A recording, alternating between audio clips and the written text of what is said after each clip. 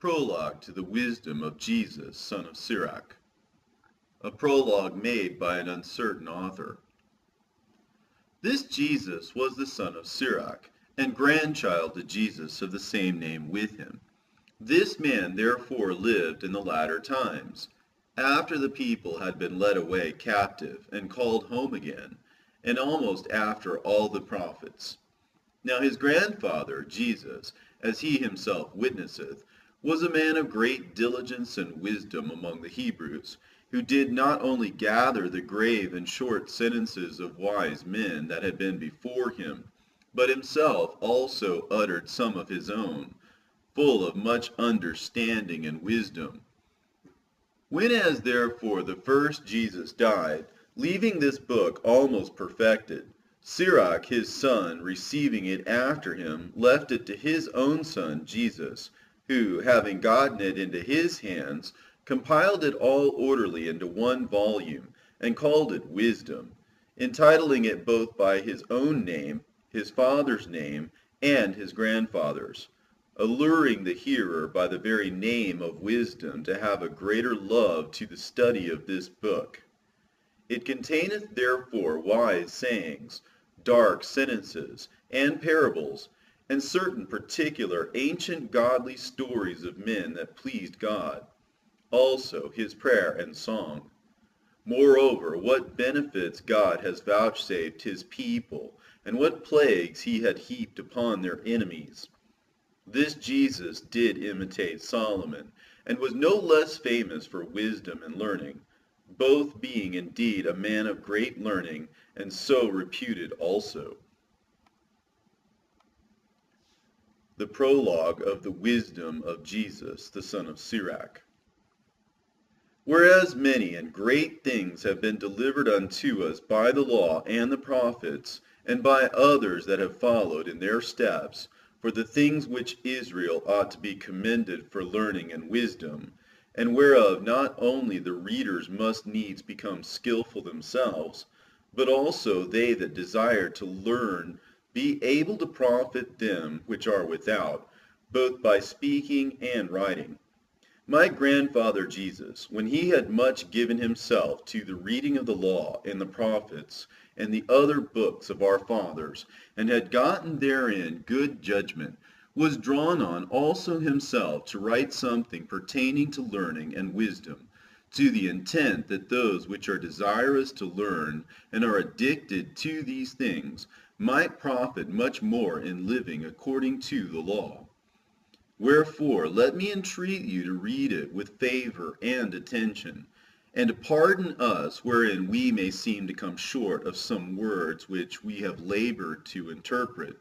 For the same things uttered in Hebrew and translated into another tongue have not the same force in them. And not only these things, but the law itself and the prophets and the rest of the books have no small difference when they are spoken in their own language. For in the 38th year coming into Egypt, when Euergetes was king, and continuing there some time, I found a book of no small learning. Therefore I thought it most necessary for me to bestow some diligence and travail to interpret it, using great watchfulness and skill in that space to bring the book to an end, and set it forth for them also, which in a strange country are willing to learn, being prepared before in manners to live after the law. The wisdom of Jesus, son of Sirach. All wisdom cometh from the Lord, and is with him forever. Who can number the sand of the sea, and the drops of rain, and the days of eternity? Who can find out the height of heaven, and the breadth of the earth, and the deep, and wisdom? Wisdom hath been created before all things, and the understanding of prudence from everlasting. The word of God most high is the fountain of wisdom, and her ways are everlasting commandments. To whom hath the root of wisdom been revealed, or who hath known her wise counsels? Unto whom hath the knowledge of wisdom been made manifest, and who hath understood her great experience? There is one wise and greatly to be feared, the Lord sitting upon his throne. He created her, and saw her, and numbered her, and poured her out upon all his works. She is with all flesh, according to his gift, and he hath given her to them that love him. The fear of the Lord is honor, and glory, and gladness, and a crown of rejoicing. The fear of the Lord maketh a merry heart, and giveth joy and gladness, and a long life. Whoso feareth the Lord, it shall go well with him at the last, and he shall find favor in the day of his death. To fear the Lord is the beginning of wisdom, and it was created with the faithful in the womb. She hath built an everlasting foundation with men, and she shall continue with their seed. To fear the Lord is fullness of wisdom, and filleth men with her fruits. She filleth all their house with things desirable, and the garners with her increase. The fear of the Lord is a crown of wisdom, making peace and perfect health to flourish, both which are the gifts of God, and it enlargeth their rejoicing that love him. Wisdom raineth down skill and knowledge of understanding, and exalteth them to honor that hold her fast. The root of wisdom is to fear the Lord, and the branches thereof are long life. The fear of the Lord driveth away sins, and where it is present, it turneth away wrath. A furious man cannot be justified, for the sway of his fury shall be his destruction. A patient man will fear for a time, and afterward joy shall spring up unto him. He will hide his words for a time, and the lips of many shall declare his wisdom. The parables of knowledge are in the treasures of wisdom, but godliness is an abomination to a sinner. If thou desire wisdom, keep the commandments, and the Lord shall give her unto thee. For the fear of the Lord is wisdom and instruction, and faith and meekness are his delight.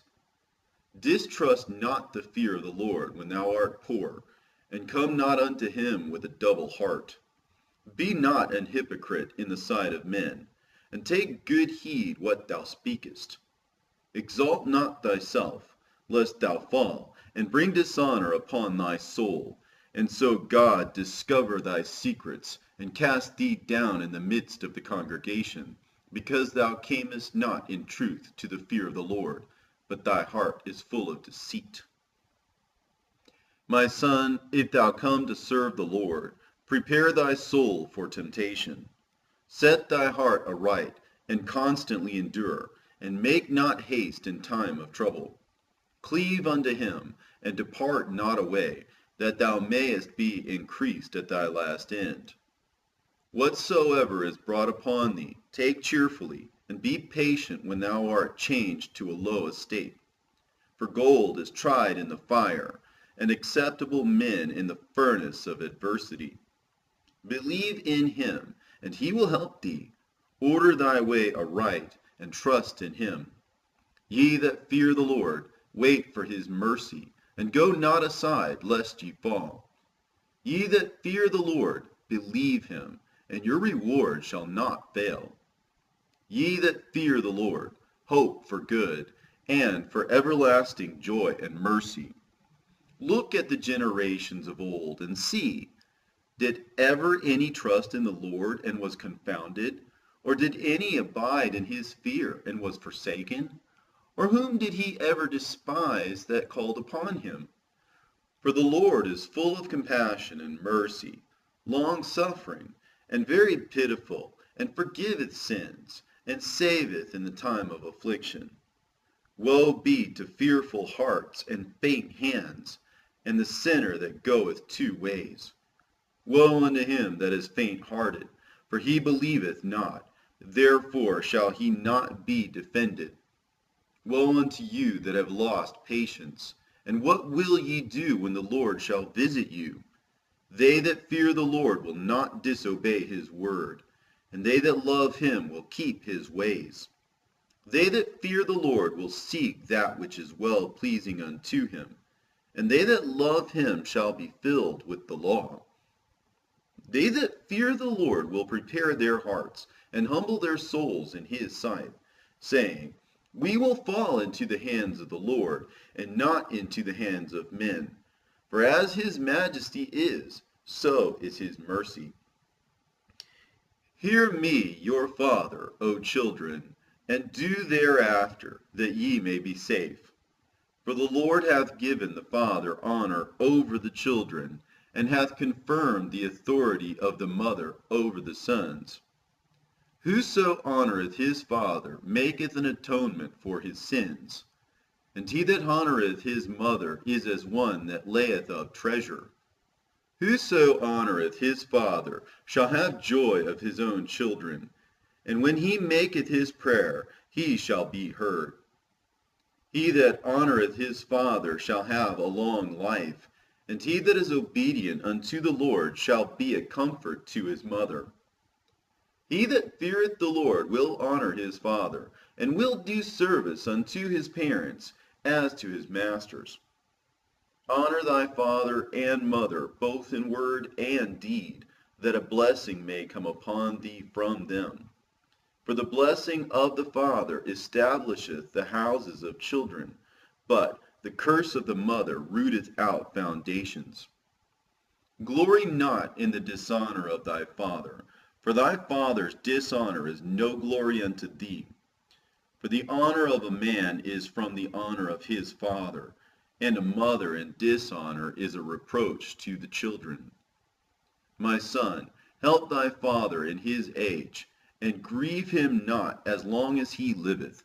And if his understanding fail, have patience with him, and despise him not when thou art in thy full strength. For the relieving of thy father shall not be forgotten, and instead of sins it shall be added to build thee up. In the day of thine affliction it shall be remembered. Thy sins also shall melt away as the ice in the fair warm weather. He that forsaketh his father is as a blasphemer, and he that angereth his mother is cursed of God. My son, go on with thy business in meekness, so shalt thou be beloved of him that is approved. The greater thou art, the more humble thyself, and thou shalt find favor before the Lord. Many are in high place, and of renown, but mysteries are revealed unto the meek. For the power of the Lord is great, and he is honored of the lowly. Seek not out things that are too hard for thee, neither search the things that are above thy strength. But what is commanded thee, think thereupon with reverence, for it is not needful for thee to see with thine eyes the things that are in secret. Be not curious in unnecessary matters, for more things are showed unto thee than men understand. For many are deceived by their own vain opinion, and an evil suspicion hath overthrown their judgment. Without eyes thou shalt want light. Profess not the knowledge therefore that thou hast not. A stubborn heart shall fare evil at the last, and he that loveth danger shall perish therein. An obstinate heart shall be laden with sorrows, and the wicked man shall heap sin upon sin. In the punishment of the proud there is no remedy, for the plant of wickedness hath taken root in him. The heart of the prudent will understand a parable, and an attentive ear is the desire of a wise man. Water will quench a flaming fire, and alms maketh an atonement for sins. And he that requiteth good turns is mindful of that which may come hereafter, and when he falleth, he shall find a stay. My son, defraud not the poor of his living, and make not the needy eyes to wait long. Make not an hungry soul sorrowful, neither provoke a man in his distress. Add not more trouble to an heart that is vexed, and defer not to give to him that is in need. Reject not the supplication of the afflicted, neither turn away thy face from a poor man. Turn not away thine eyes from the needy, and give him none occasion to curse thee. For if he curse thee in the bitterness of his soul, his prayer shall be heard of him that made him. Get thyself the love of the congregation, and bow thy head to a great man. Let it not grieve thee to bow down thine ear to the poor, and give him a friendly answer with meekness. Deliver him that suffereth wrong from the hand of the oppressor, and be not faint-hearted when thou sittest in judgment. Be as a father unto the fatherless, and instead of an husband unto their mother. So shalt thou be as the Son of the Most High, and he shall love thee more than thy mother doth. Wisdom exalteth her children, and layeth hold of them that seek her. He that loveth her loveth life, and they that seek to her early shall be filled with joy. He that holdeth her fast shall inherit glory, and wheresoever she entereth, the Lord will bless. They that serve her shall minister to the Holy One, and them that love her the Lord doth love. Whoso giveth ear unto her shall judge the nations, and he that attendeth unto her shall dwell securely. If a man commit himself unto her, he shall inherit her, and his generation shall hold her in possession. For at the first she will walk with him by crooked ways, and bring fear and dread upon him, and torment him with her discipline, until she may trust his soul, and try him by her laws. Then she will return the straight way unto him, and comfort him, and show him her secrets. But if he go wrong, she will forsake him, and give him over to his own ruin. Observe the opportunity, and beware of evil, and be not ashamed when it concerneth thy soul. For there is a shame that bringeth sin, and there is a shame which is glory and grace. Accept no person against thy soul, and let not the reverence of any man cause thee to fall. And refrain not to speak when there is occasion to do good, and hide not thy wisdom in her beauty. For by speech wisdom shall be known, and learning by the word of the tongue. In no wise speak against the truth, but be abashed of the error of thine ignorance. Be not ashamed to confess thy sins, and force not the course of the river. Make not thyself an underling to a foolish man, neither accept the person of the mighty. Strive for the truth unto death, and the Lord shall fight for thee. Be not hasty in thy tongue, and in thy deeds slack and remiss. Be not as a lion in thy house, nor frantic among thy servants. Let not thine hand be stretched out to receive, and shut when thou shouldest repay. Set thy heart upon thy goods, and say not, I have enough for my life. Follow not thine own mind and thy strength, to walk in the ways of thy heart. And say not, who shall control me for my works? For the Lord will surely revenge thy pride. Say not, I have sinned, and what harm hath happened unto me?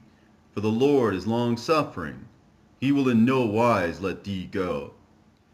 Concerning propitiation, be not without fear, and add sin unto sin. And say not, his mercy is great, he will be pacified for the multitude of my sins. For mercy and wrath come from him, and his indignation resteth upon sinners. Make no tarrying to turn to the Lord, and put not off from day to day, for suddenly shall the wrath of the Lord come forth, and in thy security thou shalt be destroyed, and perish in the day of vengeance. Set not thine heart upon goods unjustly gotten, for they shall not profit thee in the day of calamity. Winnow not with every wind, and go not into every way, for so doth the sinner that hath a double tongue. Be steadfast in thy understanding, and let thy word be the same.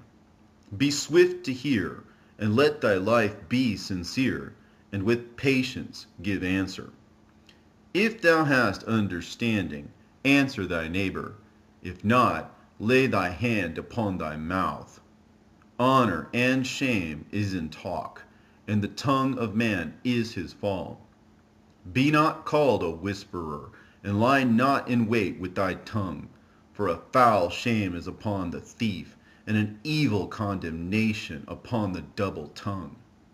Be not ignorant of anything in a great matter or a small. Instead of a friend, become not an enemy, for thereby thou shalt inherit an ill name, shame, and reproach. Even so shall a sinner that hath a double tongue. Extol not thyself in the counsel of thine own heart, that thy soul be not torn in pieces as a bull straying alone. Thou shalt eat up thy leaves, and lose thy fruit, and leave thyself as a dry tree. A wicked soul shall destroy him that hath it, and shall make him to be laughed to scorn of his enemies. Sweet language will multiply friends, and a fair-speaking tongue will increase kind greetings. Be in peace with many, nevertheless have but one counselor of 1,000. If thou wouldest get a friend, prove him first, and be not hasty to credit him. For some man is a friend for his own occasion, and will not abide in the day of thy trouble. And there is a friend who, being turned to enmity and strife, will discover thy reproach. Again, some friend is as a companion at the table, and will not continue in the day of affliction. But in thy prosperity he will be as thyself, and will be bold over thy servants. If thou be brought low, he will be against thee, and will hide himself from thy face. Separate thyself from thine enemies, and take heed of thy friends. A faithful friend is a strong defense, and he that hath found such an one hath found a treasure. Nothing doth countervail a faithful friend, and his excellency is invaluable. A faithful friend is the medicine of life, and they that fear the Lord shall find him. Whosoever feareth the Lord shall direct his friendship aright, for as he is, so shall his neighbor be also. My son, gather instruction from thy youth up, so shalt thou find wisdom till thine old age. Come unto her as one that ploweth and soweth, and wait for her good fruits. For thou shalt not toil much in laboring about her, but thou shalt eat of her fruits right soon. She is very unpleasant to the unlearned. He that is without understanding will not remain with her. She will lie upon him as a mighty stone of trial, and he will cast her from him ere it be long. For wisdom is according to her name, and she is not manifest unto many. Give ear, my son, receive my advice, and refuse not my counsel. And put thy feet into her fetters, and thy neck into her chain. Bow down thy shoulder and bear her, and be not grieved with her bonds. Come unto her with thy whole heart, and keep her ways with all thy power. Search and seek, and she shall be made known unto thee. And when thou hast got hold of her, let her not go. For at the last thou shalt find her rest, and that shall be turned to thy joy. Then shall her fetters be a strong defense for thee, and her chains a robe of glory. For there is a golden ornament upon her, and her bands are purple lace. Thou shalt put her on as a robe of honor, and shalt put her about thee as a crown of joy. My son, if thou wilt, thou shalt be taught, and if thou wilt apply thy mind, thou shalt be prudent. If thou love to hear, thou shalt receive understanding, and if thou bow thine ear, thou shalt be wise. Stand in the multitude of the elders, and cleave unto him that is wise. Be willing to hear every godly discourse, and let not the parables of understanding escape thee. And if thou seest a man of understanding, get thee betimes unto him, and let thy foot wear the steps of his door. Let thy mind be open upon the ordinances of the Lord, and meditate continually in his commandments. He shall establish thine heart, and give thee wisdom at thine own desire. Do no evil, so shall no harm come unto thee. Depart from the unjust, and iniquity shall turn away from thee.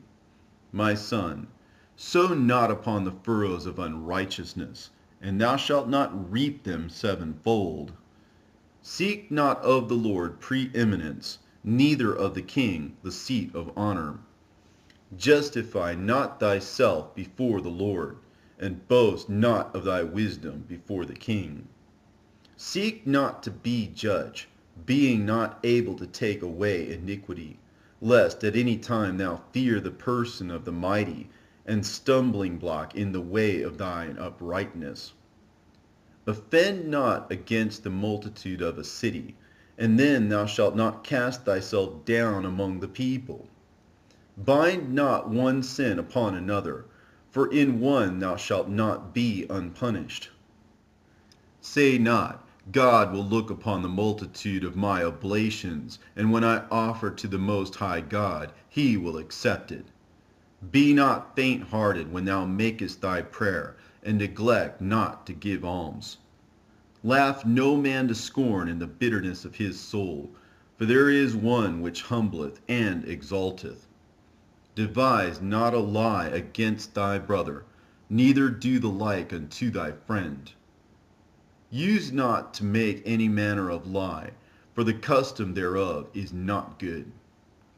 Use not many words in a multitude of elders, and make not much babbling when thou prayest. Hate not laborious work, neither husbandry, which the Most High hath ordained.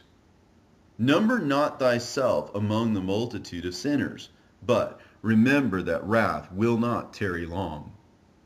Humble thyself greatly, for the vengeance of the ungodly is fire and worms. Change not a friend for any good, by no means, neither a faithful brother for the gold of Ophir. Forego not a wise and good woman, for her grace is above gold. Whereas thy servant worketh truly, entreat him not evil, nor the hireling that bestoweth himself wholly for thee. Let thy soul love a good servant, and defraud him not of liberty. Hast thou cattle? Have an eye to them, and if they be for thy profit, keep them with thee. Hast thou children? Instruct them, and bow down their neck from their youth. Hast thou daughters? Have a care of their body, and show not thyself cheerful toward them. Marry thy daughter, and so thou shalt have performed a weighty matter, but give her to a man of understanding. Hast thou a wife after thy mind? Forget her not, but give not thyself over to a light woman. Honor thy father with thy whole heart, and forget not the sorrows of thy mother. Remember that thou wast begotten of them, and how canst thou recompense them for the things that they have done for thee? Fear the Lord with all thy soul, and reverence his priests. Love him that made thee with all thy strength, and forsake not his ministers. Fear the Lord, and honor the priest, and give him his portion, as it is commanded thee, the first fruits and the trespass offerings, and the gift of the shoulder, and the sacrifice of sanctification, and the first fruits of the holy things. And stretch thine hand unto the poor, that thy blessing may be perfected. A gift hath grace in the sight of every man living, and for the dead detain it not. Fail not to be with them that weep, and mourn with them that mourn. Be not slow to visit the sick, for that shall make thee to be beloved. Whatsoever thou takest in hand, remember the end, and thou shalt never do amiss. Strive not with a mighty man, lest thou fall into his hands. Be not at variance with a rich man, lest he overweigh thee, for gold hath destroyed many, and perverted the hearts of kings. Strive not with a man that is full of tongue, and heap not wood upon his fire. Jest not with a rude man, lest thy ancestors be disgraced. Reproach not a man that turneth from sin, but remember that we are all worthy of punishment. Dishonor not a man in his old age, for even some of us wax old.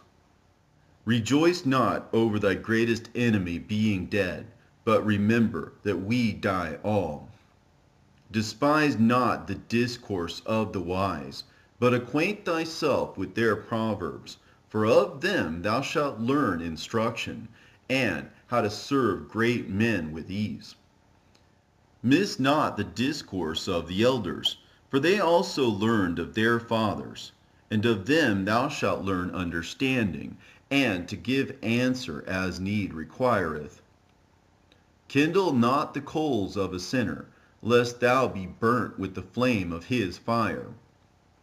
Rise not up in anger at the presence of an injurious person, lest he lie in wait to entrap thee in thy words. Lend not unto him that is mightier than thyself, for if thou lendest him, count it but lost.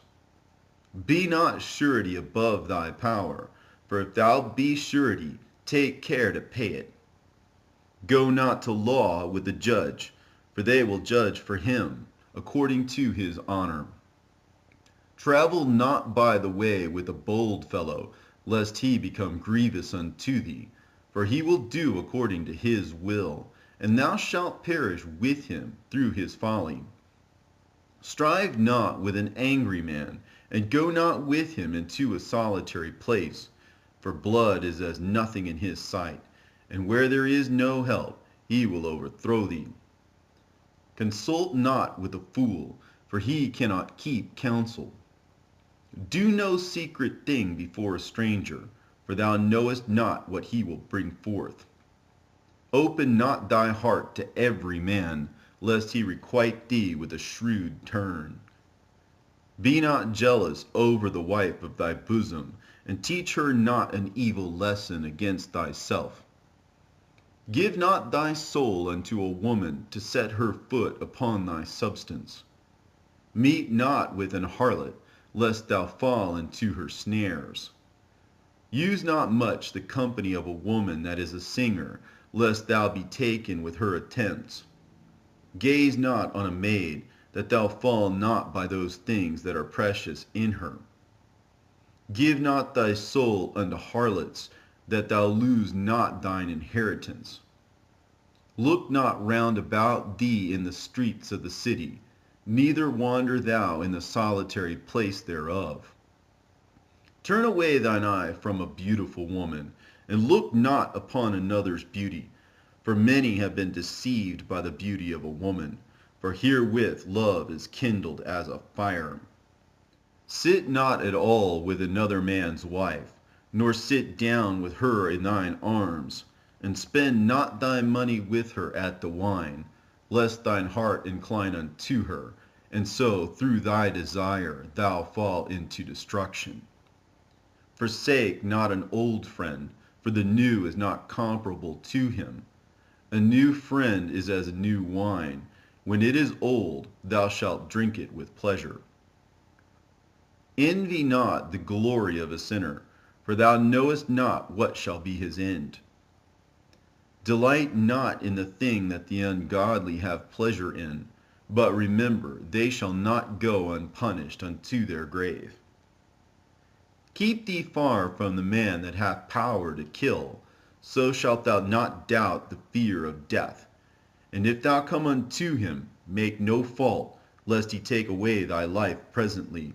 Remember that thou goest into the midst of snares, and that thou walkest upon the battlements of the city. As near as thou canst, guess at thy neighbor, and consult with the wise. Let thy talk be with the wise, and all thy communication in the law of the Most High. And let just men eat and drink with thee, and let thy glorying be in the fear of the Lord. For the hand of the artificer the work shall be commended, and the wise ruler of the people for his speech. A man of an ill tongue is dangerous in his city, and he that is rash in his talk shall be hated. A wise judge will instruct his people, and the government of a prudent man is well ordered. As the judge of the people is himself, so are his officers. And what manner of man the ruler of the city is, such are all they that dwell therein. An unwise king destroyeth his people, but through the prudence of them which are in authority the city shall be inhabited. The power of the earth is in the hand of the Lord, and in due time he will set over it one that is profitable. In the hand of God is the prosperity of man, and upon the person of the scribe shall he lay his honor. Bear not hatred to thy neighbor for every wrong, and do nothing at all by injurious practices. Pride is hateful before God and man, and by both doth one commit iniquity. Because of unrighteous dealings, injuries, and riches got by deceit, the kingdom is translated from one people to another. Why is earth and ashes proud? There is not a more wicked thing than a covetous man, for such an one setteth his own soul to sale, because while he liveth he casteth away his bowels. The physician cutteth off a long disease, and he that is today a king tomorrow shall die. For when a man is dead, he shall inherit creeping things, beasts, and worms. The beginning of pride is when one departeth from God, and his heart is turned away from his Maker. For pride is the beginning of sin, and he that hath it shall pour out abomination. And therefore the Lord brought upon them strange calamities, and overthrew them utterly. The Lord hath cast down the thrones of proud princes, and set up the meek in their stead. The Lord hath plucked up the roots of the proud nations, and planted the lowly in their place. The Lord overthrew countries of the heathen, and destroyed them to the foundations of the earth. He took some of them away, and destroyed them, and hath made their memorial to cease from the earth. Pride was not made for men, nor furious anger for them that are born of a woman. They that fear the Lord are a pure seed, and they that love him an honorable plant. They that regard not the law are a dishonorable seed. They that transgress the commandments are a deceivable seed. Among brethren, he that is chief is honorable. So are they that fear the Lord in his eyes. The fear of the Lord goeth before the obtaining of authority, but roughness and pride is the losing thereof. Whether he be rich, noble, or poor, their glory is the fear of the Lord. It is not meet to despise the poor man that hath understanding, neither is it convenient to magnify a sinful man. Great men and judges and potentates shall be honored, yet there is none of them greater than he that feareth the Lord. Unto the servant that is wise shall they that are free do service, and he that hath knowledge will not grudge when he is reformed. Be not overwise in doing thy business, and boast not thyself in the time of thy distress. Better is he that laboureth and aboundeth in all things, than he that boasteth himself and wanteth bread. My son, glorify thy soul in meekness, and give it honor according to the dignity thereof. Who will justify him that sinneth against his own soul? And who will honor him that dishonoureth his own life?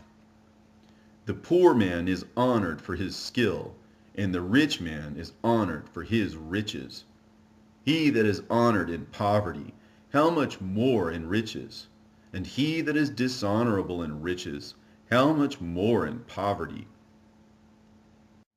Wisdom lifteth up the head of him that is of low degree, and maketh him to sit among great men. Commend not a man for his beauty, neither abhor a man for his outward appearance. The bee is little among such as fly, but her fruit is the chief of sweet things. Boast not of thy clothing and raiment, and exalt not thyself in the day of honor. For the works of the Lord are wonderful, and his works among men are hidden. Many kings have sat down upon the ground, and one that was never thought of hath worn the crown. Many mighty men have been greatly disgraced, and the honorable delivered into other men's hands. Blame not before thou hast examined the truth. Understand first, and then rebuke. Answer not before thou hast heard the cause, neither interrupt men in the midst of their talk. Strive not in a matter that concerneth thee not, and sit not in judgment with sinners. My son, meddle not with many matters, for if thou meddle much, thou shalt not be innocent. And if thou follow after, thou shalt not obtain, neither shalt thou escape by fleeing. There is one that laboreth, and taketh pains, and maketh haste, and is so much the more behind. Again, there is another that is slow, and hath need of help, wanting ability, and full of poverty. Yet the eye of the Lord looked upon him for good, and set him up from his low estate, and lifted up his head from misery, so that many that saw it marveled at him. Prosperity and adversity, life and death, poverty and riches come of the Lord. Wisdom, knowledge, and understanding of the law are of the Lord. Love and the way of good works are from him. Error and darkness had their beginning together with sinners, and evil shall wax old with them that glory therein. The gift of the Lord remaineth with the godly, and his favor bringeth prosperity forever. There is that waxeth rich by his wariness and pinching, and this is the portion of his reward. Whereas he saith, I have found rest, and now will eat continually of my goods. And yet he knoweth not what time shall come upon him, and that he must leave those things to others, and die. Be steadfast in thy covenant, and be conversant therein, and wax old in thy work. Marvel not at the works of sinners, but trust in the Lord, and abide in thy labor. For it is an easy thing in the sight of the Lord on the sudden to make a poor man rich. The blessing of the Lord is in the reward of the godly, and suddenly he maketh his blessing flourish. Say not, what profit is there of my service, and what good thing shall I have hereafter? Again, say not, I have enough, and possess many things, and what evil shall I have hereafter? In the day of prosperity there is a forgetfulness of affliction, and in the day of affliction there is no more remembrance of prosperity. For it is an easy thing unto the Lord in the day of death to reward a man according to his ways. The affliction of an hour maketh a man forget pleasure, and in his end his deed shall be discovered. Judge none blessed before his death, for a man shall be known in his children. Bring not every man into thine house, for the deceitful man hath many trains. Like as a partridge taken and kept in a cage, so is the heart of the proud, and like as a spy watcheth he for thy fall. For he lieth in wait, and turneth good into evil, and in things worthy of praise will lay blame upon thee. Of a spark of fire a heap of coals is kindled, and a sinful man layeth wait for blood. Take heed of a mischievous man, for he worketh wickedness, lest he bring upon thee a perpetual blot. Receive a stranger into thine house, and he will disturb thee, and turn thee out of thine own. When thou wilt do good, know to whom thou doest it, so thou shalt be thanked for thy benefits. Do good to the godly man, and thou shalt find a recompense, and if not from him, yet from the Most High. There can no good come to him that is always occupied in evil, nor to him that giveth no alms. Give to the godly man, and help not a sinner. Do well unto him that is lowly, but give not to the ungodly. Hold back thy bread, and give it not unto him, lest he overmaster thee thereby, for else thou shalt receive twice as much evil for all the good thou shalt have done unto him. For the Most High hateth sinners, and will repay vengeance unto the ungodly, and keepeth them against the mighty day of their punishment. Give unto the good, and help not the sinner. A friend cannot be known in prosperity, and an enemy cannot be hidden in adversity. In the prosperity of a man, enemies will be grieved, but in his adversity, even a friend will depart. Never trust thine enemy, for like as iron rusteth, so is his wickedness.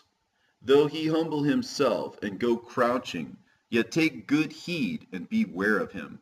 And thou shalt be unto him as if thou hadst wiped a looking glass, and thou shalt know that his rust hath not been altogether wiped away. Set him not by thee, lest when he hath overthrown thee, he stand up in thy place. Neither let him sit at thy right hand, lest he seek to take thy seat. And thou at the last remember my words, and be pricked therewith. Who will pity a charmer that is bitten with a serpent, or any such as come nigh wild beasts? So one that goeth to a sinner, and is defiled with him in his sins, who will pity? For a while he will abide with thee, but if thou begin to fall, he will not tarry. An enemy speaketh sweetly with his lips, but in his heart he imagineth how to throw thee into a pit, and he will weep with his eyes, but if he find opportunity, he will not be satisfied with blood. If adversity come upon thee, thou shalt find him there first, and though he pretend to help thee, yet shall he undermine thee. He will shake his head, and clap his hands, and whisper much, and change his countenance. He that touches pitch shall be defiled therewith, and he that hath fellowship with a proud man shall be like unto him. Burden not thyself above thy power while thou livest, and have no fellowship with the one that is mightier and richer than thyself. For how agree the kettle and the earthen pot together? For if the one be smitten against the other, it shall be broken. The rich man hath done wrong, and yet he threateneth withal. The poor man is wronged, and he must entreat also. If thou be for his profit, he will use thee, but if thou hast nothing, he will forsake thee. If thou hast anything, he will live with thee, yea, he will make thee bear, and will not be sorry for it. If he hath need of thee, he will deceive thee, and smile upon thee, and put thee in hope. He will speak thee fair, and say, What wantest thou? And he will shame thee by his meats, until he have drawn thee dry twice or thrice, and at the last he will laugh thee to scorn afterward. When he seeth thee, he will forsake thee, and shake his head at thee. Beware that thou be not deceived and brought down in thy jollity. If thou be invited of a mighty man, withdraw thyself, and so much the more will he invite thee. Press thou not upon him, lest thou be put back. Stand not far off, lest thou be forgotten. Affect not to be made equal unto him in talk, and believe not his many words, for with much communication he will tempt thee, and smiling upon thee will get out thy secrets. But cruelly he will lay up thy words, and will not spare to do thee hurt, and to put thee in prison. Observe, and take good heed, for thou walkest in peril of thy overthrowing. When thou hearest these things, awake in thy sleep. Love the Lord all thy life, and call upon him for thy salvation. Every beast loveth his like, and every man loveth his neighbor. All flesh consorteth according to kind, and a man will cleave to his like. What fellowship hath the wolf with the lamb? So the sinner with the godly. What agreement is there between the hyena and a dog? And what peace between the rich and the poor? As the wild ass is the lion's prey in the wilderness, so the rich eat up the poor. As the proud hate humility, so doth the rich abhor the poor. A rich man beginning to fall is held up of his friends, but a poor man being down is thrust away by his friends. When a rich man is fallen, he hath many helpers. He speaketh things not to be spoken, and yet men justify him. The poor man slipped, and yet they rebuked him too. He spake wisely, and could have no place. When a rich man speaketh, every man holdeth his tongue. And look, what he saith, they extol it to the clouds. But if the poor man speak, they say, What fellow is this? And if he stumble, they will help to overthrow him. Riches are good unto him that hath no sin, and poverty is evil in the mouth of the ungodly. The heart of a man changeth his countenance, whether it be for good or evil, and a merry heart maketh a cheerful countenance. A cheerful countenance is a token of a heart that is in prosperity, and the finding out of parables is a wearisome labor of the mind. Blessed is the man that hath not slipped with his mouth, and is not pricked with the multitude of sins. Blessed is he whose conscience hath not condemned him, and who is not fallen from his hope in the Lord. Riches are not comely for a miser, and what should an envious man do with money? He that gathereth by defrauding his own soul gathereth for others, that shall spend his goods riotously. He that is evil to himself, to whom will he be good? He shall not take pleasure in his goods. There is none worse than he that envieth himself, and this is a recompense of his wickedness. And if he doeth good, he doeth it unwillingly, and at the last he will declare his wickedness. The envious man hath a wicked eye. He turneth away his face, and despiseth men. A covetous man's eye is not satisfied with his portion, and the iniquity of the wicked drieth up his soul. A wicked eye envieth his bread, and he is a miser at his table. My son, according to thy ability, do good to thyself, and give the Lord his due offering. Remember that death will not be long in coming, and that the covenant of the grave is not showed unto thee. Do good unto thy friend before thou die, and according to thy ability stretch out thy hand and give to him. Defraud not thyself of the good day, and let not the part of a good desire overpass thee. Shalt thou not leave thy travails unto another, and thy labors to be divided by lot? Give, and take, and sanctify thy soul, for there is no seeking of dainties in the grave. All flesh waxeth old as a garment, for the covenant from the beginning is, Thou shalt die the death.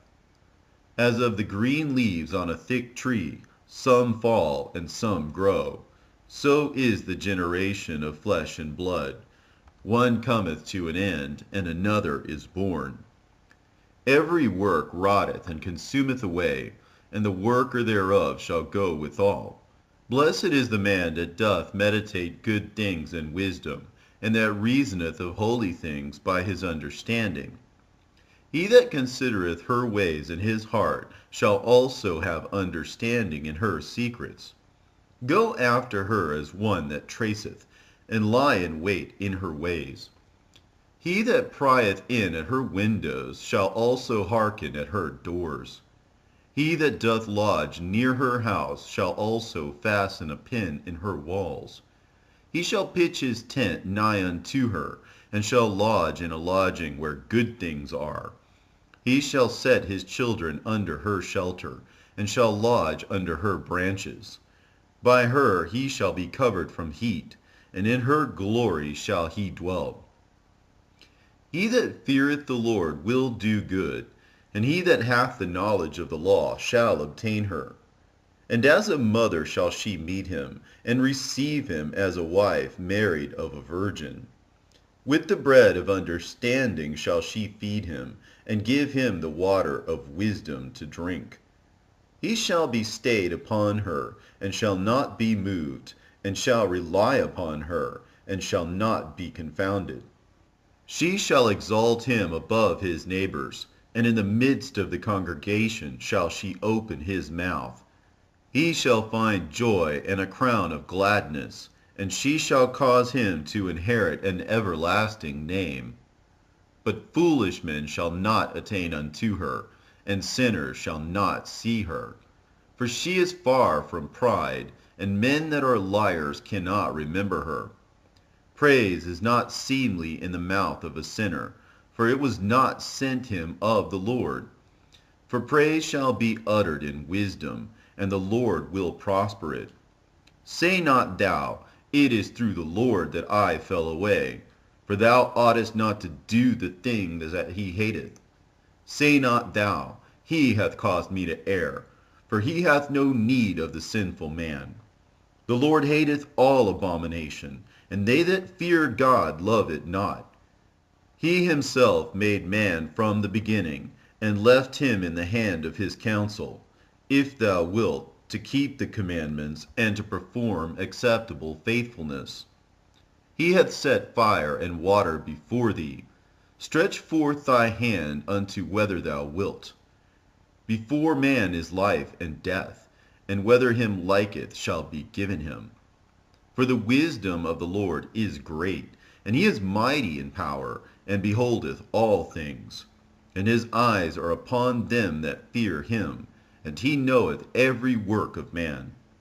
He hath commanded no man to do wickedly, neither hath he given any man license to sin. Desire not a multitude of unprofitable children, neither delight in ungodly sons. Though they multiply, rejoice not in them, except the fear of the Lord be with them. Trust not thou in their life, neither respect their multitude. For one that is just is better than 1,000, and better it is to die without children than to have them that are ungodly. For by one that hath understanding shall the city be replenished, but the kindred of the wicked shall speedily become desolate. Many such things have I seen with mine eyes, and mine ear hath heard greater things than these. In the congregation of the ungodly shall a fire be kindled, and in a rebellious nation wrath is set on fire. He was not pacified toward the old giants, who fell away in the strength of their foolishness. Neither spared he the place where Lot sojourned, but abhorred them for their pride. He pitied not the people of perdition, who were taken away in their sins, nor the 600,000 footmen who were gathered together in the hardness of their hearts. And if there be one stiff-necked among the people, it is a marvel if he escape unpunished. For mercy and wrath are with him. He is mighty to forgive, and to pour out displeasure. As his mercy is great, so is his correction also. He judgeth a man according to his works. The sinner shall not escape with his spoils, and the patience of the godly shall not be frustrate. Make way for every work of mercy, for every man shall find according to his works.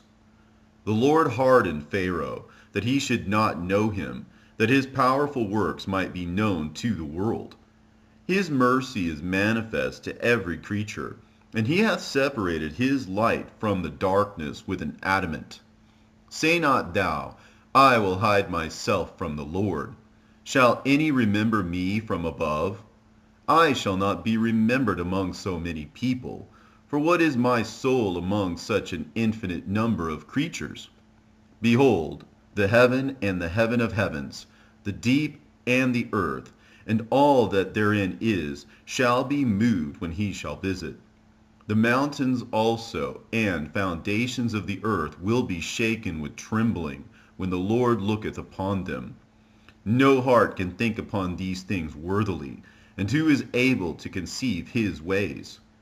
It is a tempest which no man can see, for the most part of his works are hid. Who can declare the works of his justice, or who can endure them? For his covenant is afar off, and the trial of all things is in the end. He that wanteth understanding will think upon vain things, and a foolish man erring imagineth follies. My son, hearken unto me, and learn knowledge, and mark my words with thy heart. I will show forth doctrine in weight, and declare his knowledge exactly. The works of the Lord are done in judgment from the beginning, and from the time he made them he disposed the parts thereof. He garnished his works for ever, and in his hand are the chief of them unto all generations. They neither labor, nor are weary, nor cease from their works. None of them hindereth another, and they shall never disobey his word.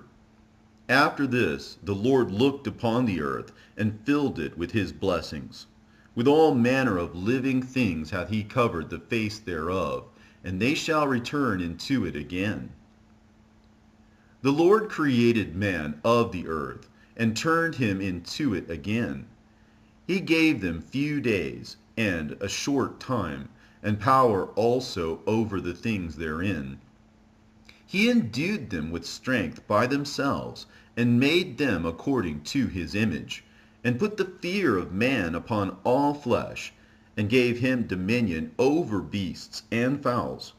They received the use of the 5 operations of the Lord, and in the 6th place he imparted them understanding, and in the 7th speech, an interpreter of the cogitations thereof. Counsel, and a tongue, and eyes, ears, and a heart gave he them to understand. Withal he filled them with the knowledge of understanding, and showed them good and evil. He set his eye upon their hearts, that he might show them the greatness of his works. He gave them to glory in his marvelous acts forever, that they might declare his works with understanding. And the elect shall praise his holy name. Besides this, he gave them knowledge, and the law of life for an heritage. He made an everlasting covenant with them, and showed them his judgments. Their eyes saw the majesty of his glory, and their ears heard his glorious voice. And he said unto them, Beware of all unrighteousness. And he gave every man commandment concerning his neighbor. Their ways are ever before him, and shall not be hid from his eyes. Every man from his youth is given to evil, neither could they make themselves fleshly hearts for stoning. For in the division of the nations of the whole earth he set a ruler over every people, but Israel is the Lord's portion, whom, being his firstborn, he nourisheth with discipline, and giving him the light of his love doth not forsake him. Therefore all their works are as the sun before him, and his eyes are continually upon their ways. None of their unrighteous deeds are hid from him, but all their sins are before the Lord.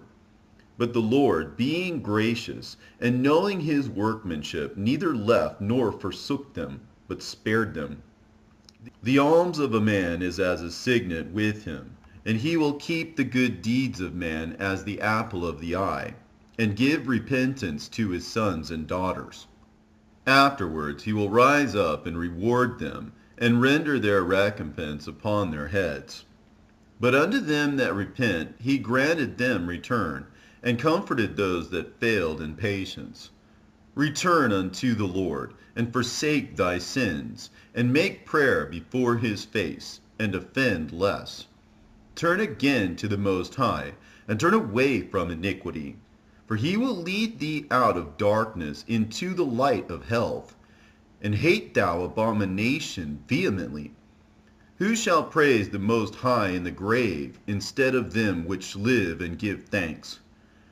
Thanksgiving perisheth from the dead, as from one that is not. The living and sound in heart shall praise the Lord. How great is the loving kindness of the Lord our God, and his compassion unto such as turn unto him in holiness. For all things cannot be in men, because the Son of Man is not immortal. What is brighter than the sun? Yet the light thereof faileth, and flesh and blood will imagine evil. He vieweth the power of the height of heaven, and all men are but earth and ashes. He that liveth forever hath created all things in general. The Lord only is righteous, and there is none other but he, who governeth the world with the palm of his hand, and all things obey his will. For he is the King of all, by his power dividing holy things among them from profane. To whom hath he given power to declare his works? And who shall find out his noble acts? Who shall number the strength of his majesty? And who shall also tell of his mercies? As for the wondrous works of the Lord, there may nothing be taken from them, neither may anything be put unto them, neither can the ground of them be found out. When a man hath done, then he beginneth, and when he leaveth off, then he shall be doubtful. What is man, and whereto serveth he? What is his good, and what is his evil?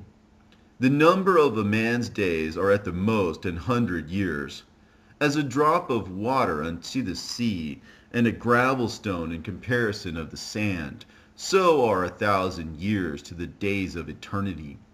Therefore God is patient with them, and poureth forth his mercy upon them.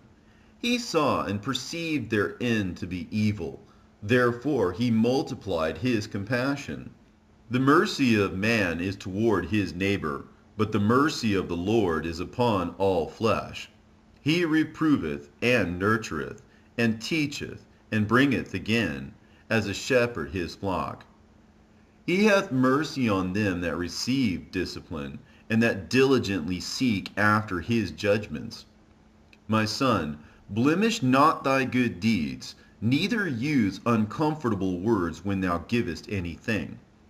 Shall not the dew assuage the heat? So is a word better than a gift. Lo, is not a word better than a gift? But both are with a gracious man. A fool will upbraid churlishly, and a gift of the envious consumeth the eyes. Learn before thou speak, and use physic or ever thou be sick. Before judgment examine thyself, and in the day of visitation thou shalt find mercy. Humble thyself before thou be sick, and in the time of sins show repentance. Let nothing hinder thee to pay thy vow in due time, and defer not until death to be justified. Before thou prayest, prepare thyself, and be not as one that tempteth the Lord. Think upon the wrath that shall be at the end, and the time of vengeance, when he shall turn away his face. When thou hast enough, remember the time of hunger, and when thou art rich, think upon poverty and need. From the morning until the evening the time is changed, and all things are soon done before the Lord. A wise man will fear in everything, and in the day of sinning he will beware of offense, but a fool will not observe time. Every man of understanding knoweth wisdom, and will give praise unto him that found her. They that were of understanding in sayings became also wise themselves, and poured forth exquisite parables. Go not after thy lusts, but refrain thyself from thine appetites. If thou givest thy soul the desires that please her, She will make thee a laughingstock to thine enemies that malign thee. Take not pleasure in much good cheer, neither be tied to the expense thereof. Be not made a beggar by banqueting upon borrowing, when thou hast nothing in thy purse. For thou shalt lie in wait for thine own life, and be talked on. A laboring man that is given to drunkenness shall not be rich, and he that contemneth small things shall fall little by little. Wine and women will make men of understanding to fall away, and he that cleaveth to harlots will become impudent. Moths and worms shall have him to heritage, and a bold man shall be taken away. He that is hasty to give credit is light-minded, and he that sinneth shall offend against his own soul. Whoso taketh pleasure in wickedness shall be condemned, but he that resisteth pleasures crowneth his life. He that can rule his tongue shall live without strife, and he that hateth babbling shall have less evil. Rehearse not unto another that which is told unto thee, and thou shalt fare never the worse. Whether it be to friend or foe, talk not of other men's lives. And if thou canst without offense, reveal them not. For he heard and observed thee, and when time cometh he will hate thee. If thou hast heard a word, let it die with thee, and be bold, it will not burst thee. A fool travaileth with a word, as a woman in labor of a child. As an arrow that sticketh in a man's thigh, so is a word within a fool's belly.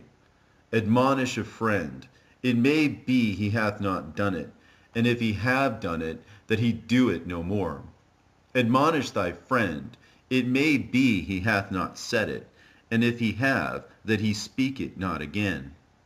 Admonish a friend, for many times it is a slander, and believe not every tale. There is one that slippeth in his speech, but not from his heart. And who is he that hath not offended with his tongue? Admonish thy neighbor before thou threaten him, and not being angry, give place to the law of the Most High. The fear of the Lord is the first step to be accepted of him, and wisdom obtaineth his love. The knowledge of the commandments of the Lord is the doctrine of life, and they that do things that please him shall receive the fruit of the tree of immortality. The fear of the Lord is all wisdom, and in all wisdom is the performance of the law, and the knowledge of his omnipotency. If a servant say to his master, I will not do as it pleaseth thee, though afterward he do it, he angereth him that nourisheth him. The knowledge of wickedness is not wisdom, neither at any time the counsel of sinners prudence. There is a wickedness, and the same an abomination, and there is a fool wanting in wisdom. He that hath small understanding, and feareth God, is better than one that hath much wisdom, and transgressed the law of the Most High. There is an exquisite subtlety, and the same is unjust. And there is one that turneth aside to make judgment appear, and there is a wise man that justifieth in judgment. There is a wicked man that hangeth down his head sadly, but inwardly he is full of deceit, casting down his countenance, and making as if he heard not, where he is not known. He will do thee a mischief before thou be aware. And if for want of power he be hindered from sinning, yet when he findeth opportunity, he will do evil. A man may be known by his look, and one that hath understanding by his countenance, when thou meetest him. A man's attire and excessive laughter and gait show what he is. There is a reproof that is not comely. Again, some man holdeth his tongue, and he is wise. It is much better to reprove than to be angry secretly, and he that confesseth his fault shall be preserved from hurt. How good is it, when thou art reproved, to show repentance, for so shalt thou escape wilful sin. As is the lust of an eunuch to deflower a virgin, So is he that executeth judgment with violence. There is one that keepeth silence, and is found wise, and another by much babbling becometh hateful. Some man holdeth his tongue, because he hath not to answer, and some keepeth silence, knowing his time. A wise man will hold his tongue till he see opportunity, but a babbler and a fool will regard no time. He that useth many words shall be abhorred, and he that taketh to himself authority therein shall be hated. There is a sinner that hath good success in evil things, and there is a gain that turneth to loss. There is a gift that shall not profit thee, and there is a gift whose recompense is double. There is an abasement because of glory, and there is that lifteth up his head from a low estate. There is that buyeth much for a little, and repayeth it sevenfold. A wise man by his words maketh him beloved, but the graces of fools shall be poured out. The gift of a fool shall do thee no good when thou hast it, neither yet of the envious for his necessity, for he looketh to receive many things for one. He giveth little and upbraideth much. He openeth his mouth like a crier. Today he lendeth, and tomorrow will he ask it again. Such an one is to be hated of God and man. The fool saith, I have no friends. I have no thank for all my good deeds, and they that eat my bread speak evil of me. How oft, and of how many shall he be laughed to scorn? For he knoweth not aright what it is to have, and it is all one unto him as if he had it not. To slip upon a pavement is better than to slip with the tongue. So the fall of the wicked shall come speedily. An unseasonable tale will always be in the mouth of the unwise. A wise sentence shall be rejected when it cometh out of a fool's mouth, for he will not speak it in due season. There is that is hindered from sinning through want, and when he taketh rest, he shall not be troubled. There is that destroyeth his own soul through bashfulness, and by accepting of persons overthroweth himself. There is that for bashfulness promiseth to his friend, and maketh him his enemy for nothing. A lie is a foul blot in a man, yet it is continually in the mouth of the untaught.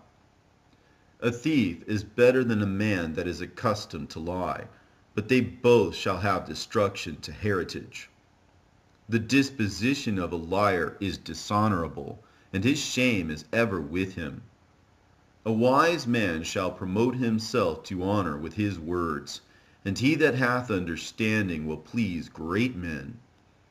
He that tilleth his land shall increase his heap, and he that pleaseth great men shall get pardon for iniquity.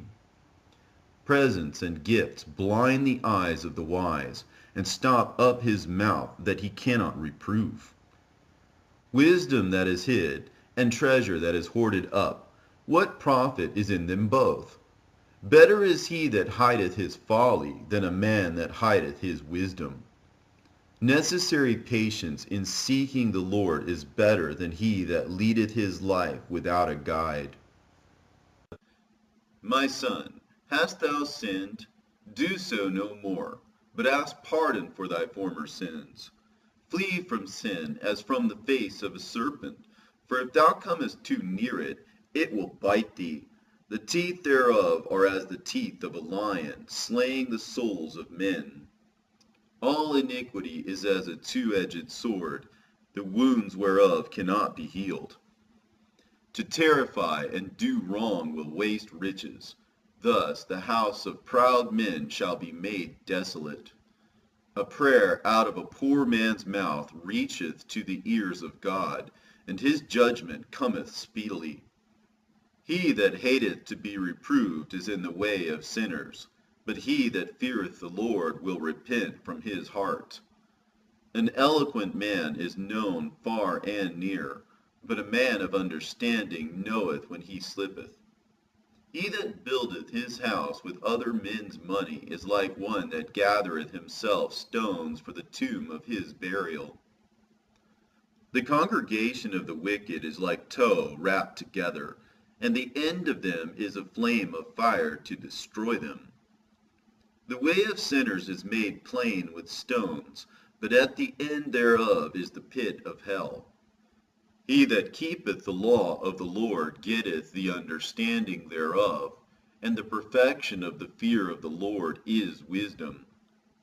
He that is not wise will not be taught, but there is a wisdom which multiplieth bitterness. The knowledge of a wise man shall abound like a flood, and his counsel is like a pure fountain of life. The inner parts of a fool are like a broken vessel, and he will hold no knowledge as long as he liveth. If a skillful man hear a wise word, he will commend it, and add unto it. But as soon as one of no understanding heareth it, it displeaseth him, and he casteth it behind his back. The talking of a fool is like a burden in the way, but grace shall be found in the lips of the wise. They inquire at the mouth of the wise man in the congregation, and they shall ponder his words in their heart. As is a house that is destroyed, so is wisdom to a fool, and the knowledge of the unwise is as talk without sense. Doctrine unto fools is as fetters on the feet, and like manacles on the right hand. A fool lifteth up his voice with laughter, but a wise man doth scarce smile a little. Learning is unto a wise man as an ornament of gold, and like a bracelet upon his right arm. A foolish man's foot is soon in his neighbor's house, but a man of experience is ashamed of him. A fool will peep in at the door into the house, but he that is well nurtured will stand without. It is the rudeness of a man to hearken at the door, but a wise man will be grieved with the disgrace. The lips of talkers will be telling such things as pertain not unto them, but the words of such as have understanding are weighed in the balance. The heart of fools is in their mouth, but the mouth of the wise is in their heart. When the ungodly curseth Satan, he curseth his own soul. A whisperer defileth his own soul, and is hated wheresoever he dwelleth. A slothful man is compared to a filthy stone, and every one will hiss him out to his disgrace. A slothful man is compared to the filth of a dunghill. Every man that takes it up will shake his hand. An evil-nurtured man is the dishonor of his father that begat him, and a foolish daughter is born to his loss. A wise daughter shall bring an inheritance to her husband, but she that liveth dishonestly is her father's heaviness. She that is bold dishonoreth both her father and her husband, but they both shall despise her. A tale out of season is as music in the morning, but stripes and correction of wisdom are never out of time. Whoso teacheth a fool is as one that glueth a potsherd together, and as he that waketh one from a sound sleep. He that telleth a tale to a fool speaketh to one in a slumber. When he hath told his tale, he will say, What is the matter? If children live honestly, and have wherewithal, they shall cover the baseness of their parents. But children, being haughty, through disdain and want of nurture, do stain the nobility of their kindred. Weep for the dead, for he hath lost the light, and weep for the fool, for he wanteth understanding. Make little weeping for the dead, for he is at rest. But the life of the fool is worse than death. 7 days do men mourn for him that is dead, but for a fool and an ungodly man all the days of his life. Talk not much with a fool, and go not to him that hath no understanding. Beware of him, lest thou have trouble, and thou shalt never be defiled with his fooleries. Depart from him, and thou shalt find rest, and never be disquieted with madness. What is heavier than lead? And what is the name thereof but a fool? Sand and salt and a mass of iron is easier to bear than a man without understanding. As timber girt and bound together in a building cannot be loosed with shaking, so the heart that is established by advised counsel shall fear at no time. A heart settled upon a thought of understanding is as a fair plastering on the wall of a gallery. Pails set on an high place will never stand against the wind. So a fearful heart in the imagination of a fool cannot stand against any fear. He that pricketh the eye will make tears to fall, and he that pricketh the heart maketh it to show her knowledge. Whoso casteth a stone at the birds frayeth them away, and he that upbraideth his friend breaketh friendship. Though thou drewest a sword at thy friend, yet despair not, for there may be a returning to favor. If thou hast opened thy mouth against thy friend, fear not, for there may be a reconciliation, except for upbraiding or pride or disclosing of secrets or a treacherous wound. For these things every friend will depart. Be faithful to thy neighbor in his poverty, that thou mayest rejoice in his prosperity. Abide steadfast unto him in the time of his trouble, that thou mayest be heir with him in his heritage. For a mean estate is not always to be contemned, nor the rich that is foolish to be had in admiration. As the vapor and smoke of a furnace goeth before the fire, so reviling before blood. I will not be ashamed to defend a friend, neither will I hide myself from him. And if any evil happen unto me by him, every one that heareth it will beware of him. Who shall set a watch before my mouth, and a seal of wisdom upon my lips, that I fall not suddenly by them, and that my tongue destroy me not? O Lord, Father and Governor of my whole life, leave me not to their counsels, and let me not fall by them. Who will set scourges over my thoughts, and the discipline of wisdom over mine heart, that they spare me not for mine ignorances, and it pass not by my sins, lest mine ignorances increase, and my sins abound to my destruction, and I fall before mine adversaries, and mine enemy rejoice over me, whose hope is far from thy mercy. O Lord, Father, and God of my life, give me not a proud look, but turn away from thy servants always a haughty mind. Turn away from me vain hopes and concupiscence, and thou shalt hold him up that is desirous always to serve thee. Let not the greediness of the belly, nor the lust of the flesh take hold of me, and give not over me thy servant into an impudent mind. Hear, O ye children, the discipline of the mouth. He that keepeth it shall never be taken in his lips. The sinner shall be left in his foolishness. Both the evil speaker and the proud shall fall thereby. Accustom not thy mouth to swearing, neither use thyself to the naming of the Holy One. For as a servant that is continually beaten shall not be without a blue mark, so he that sweareth and nameth God continually shall not be faultless. A man that useth much swearing shall be filled with iniquity, and the plague shall never depart from his house.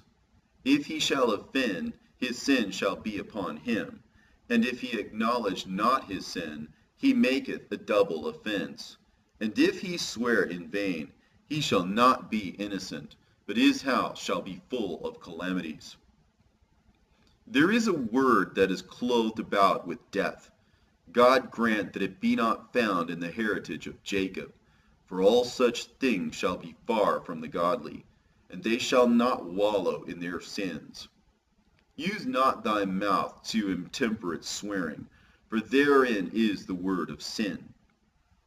Remember thy father and thy mother when thou sittest among great men, and be not forgetful before them, and so thou by thy custom become a fool, and wish that thou hadst not been born, and curse the day of thy nativity. The man that is accustomed to opprobrious words will never be reformed all the days of his life. Two sorts of men multiply sin, and the third will bring wrath. A hot mind is as a burning fire. It will never be quenched till it be consumed. A fornicator in the body of his flesh will never cease till he hath kindled a fire. All bread is sweet to a whoremonger. He will not leave off till he die. A man that breaketh wedlock, saying thus in his heart, Who seeth me? I am compassed about with darkness. The walls cover me, and nobody seeth me. What need I to fear? The Most High will not remember my sins. Such a man only feareth the eyes of men, and knoweth not that the eyes of the Lord are 10,000 times brighter than the sun, beholding all the ways of men, and considering the most secret parts. He knew all things ere ever they were created. So also after they were perfected he looked upon them all. This man shall be punished in the streets of the city, and where he suspecteth not he shall be taken. Thus shall it go also with the wife that leaveth her husband, and bringeth in an heir by another. For first, she hath disobeyed the law of the Most High, and secondly, she hath trespassed against her own husband, and thirdly, she hath played the whore in adultery, and brought children by another man. She shall be brought out into the congregation, and inquisition shall be made of her children. Her children shall not take root, and her branches shall bring forth no fruit. She shall leave her memory to be cursed, and her reproach shall not be blotted out. And they that remain shall know that there is nothing better than the fear of the Lord, and that there is nothing sweeter than to take heed unto the commandments of the Lord. It is great glory to follow the Lord, and to be received of him is long life. Wisdom shall praise herself, and shall glory in the midst of her people. In the congregation of the Most High shall she open her mouth, and triumph before his power. I came out of the mouth of the Most High, and covered the earth as a cloud. I dwelt in high places, and my throne is in a cloudy pillar. I alone compassed the circuit of heaven, and walked in the bottom of the deep. In the waves of the sea, and in all the earth, and in every people and nation, I got a possession. With all these I sought rest, and in whose inheritance shall I abide? So the Creator of all things gave me a commandment, and he that made me caused my tabernacle to rest, and said, Let thy dwelling be in Jacob, and thine inheritance in Israel. He created me from the beginning, before the world, and I shall never fail. In the holy tabernacle I served before him, and so was I established in Zion. Likewise, in the beloved city he gave me rest, and in Jerusalem was my power. And I took root in an honorable people, even in the portion of the Lord's inheritance. I was exalted like a cedar in Libanus, and as a cypress tree upon the mountains of Hermon. I was exalted like a palm tree in En-gedi, and was as a rose plant in Jericho, as a fair olive tree in a pleasant field, and grew up as a plane tree by the water. I gave a sweet smell like cinnamon and aspalathus, and I yielded a pleasant odor like the best myrrh, as galbanum and onyx and sweet storax, and as the fume of frankincense in the tabernacle. As the turpentine tree I stretched out my branches, and my branches are the branches of honor and grace. As the vine brought I forth pleasant savor, and my flowers are the fruit of honor and riches. I am the mother of fair love, and fear, and knowledge, and holy hope. I therefore, being eternal, and given to all of my children which are named of him, come unto me, all ye that be desirous of me, and fill yourselves with my fruits. For my memorial is sweeter than honey, and mine inheritance than the honeycomb. They that eat me shall yet be hungry, and they that drink me shall yet be thirsty. He that obeyeth me shall never be confounded, and they that work by me shall not do amiss. All these things are the book of the covenant of the Most High God, even the law which Moses commanded for an heritage unto the congregations of Jacob. Faint not to be strong in the Lord, that he may confirm you. Cleave unto him, for the Lord Almighty is God alone, and beside him there is no other Savior. He filleth all things with his wisdom, as Pison and as Tigris in the time of the new fruits. He maketh the understanding to abound like Euphrates, and as Jordan in the time of the harvest. He maketh the doctrine of knowledge appear as the light, and as Gihon in the time of vintage. The first man knew her not perfectly, no more shall the last find her out. For her thoughts are more than the sea, and her counsels profounder than the great deep. I also came out as a brook from a river, and as a conduit into the garden. I said, I will water my best garden, and will water abundantly my garden bed. And lo, my brook became a river, and my river became a sea. I will yet make doctrine to shine as the morning, and will send forth her light afar off. I will yet pour out doctrine as prophecy, and leave it to all ages forever. Behold, that I have not labored for myself only, but for all them that seek wisdom. In 3 things was I beautified, and stood up beautiful both before God and men: the unity of brethren, the love of neighbors, a man and a wife that agree together. 3 sorts of men my soul hateth, and I am greatly offended at their life: a poor man that is proud, a rich man that is a liar, and an old adulterer that doteth.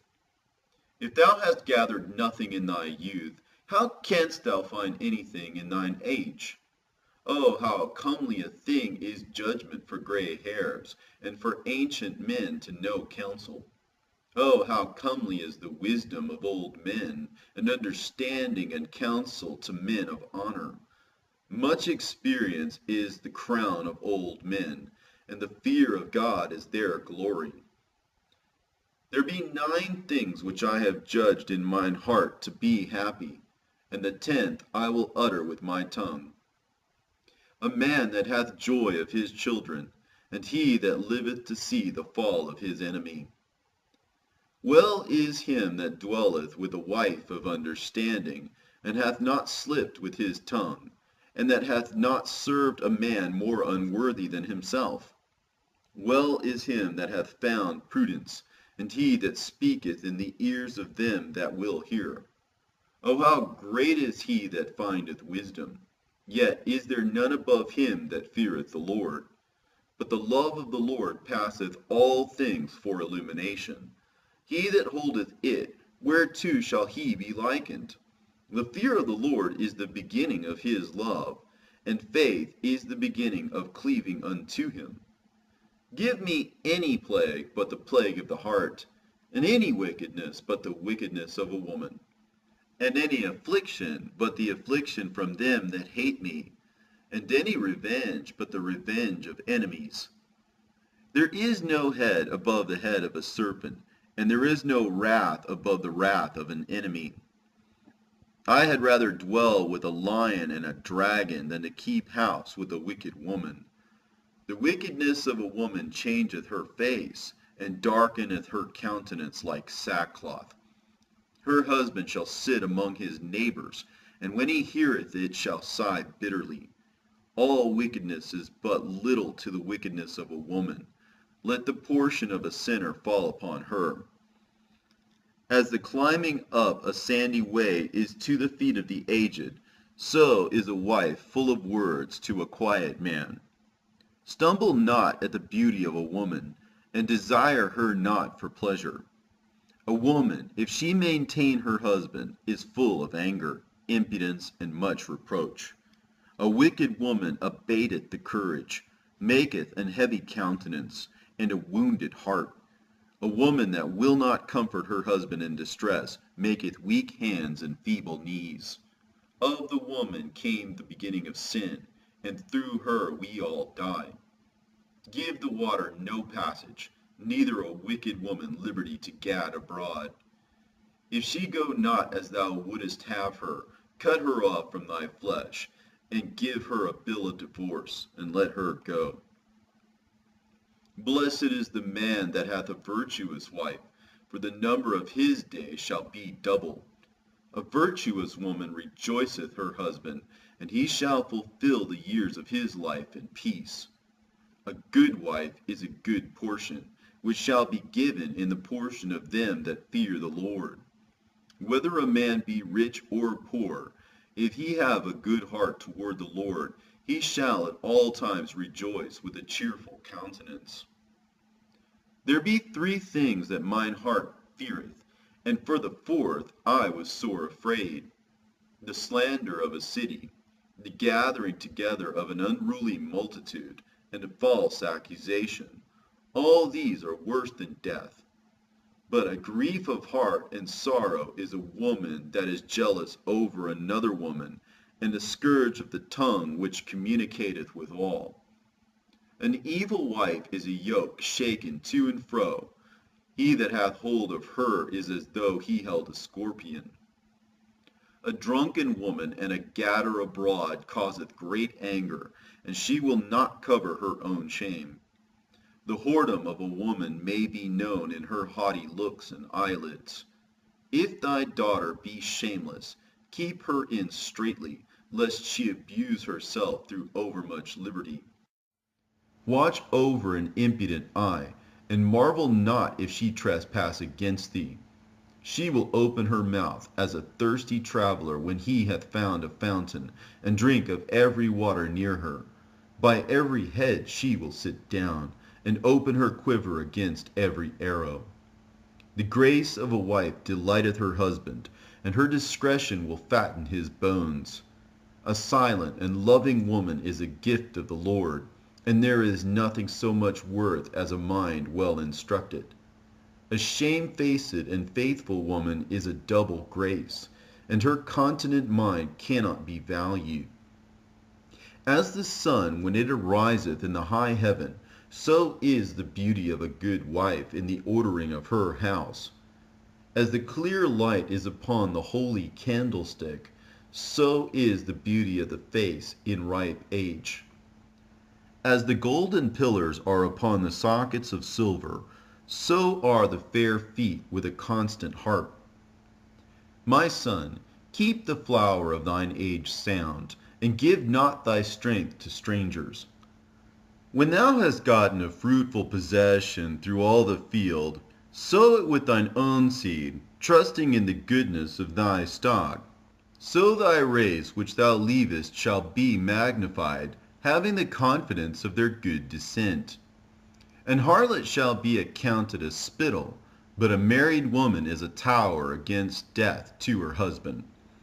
A wicked woman is given as a portion to a wicked man, but a godly woman is given to him that feareth the Lord. A dishonest woman contemneth shame, but an honest woman will reverence her husband. A shameless woman shall be counted as a dog, but she that is shamefaced will fear the Lord. A woman that honoureth her husband shall be judged wise of all, but she that dishonoureth him in her pride shall be counted ungodly of all. A loud crying woman and a scold shall be sought out to drive away the enemies.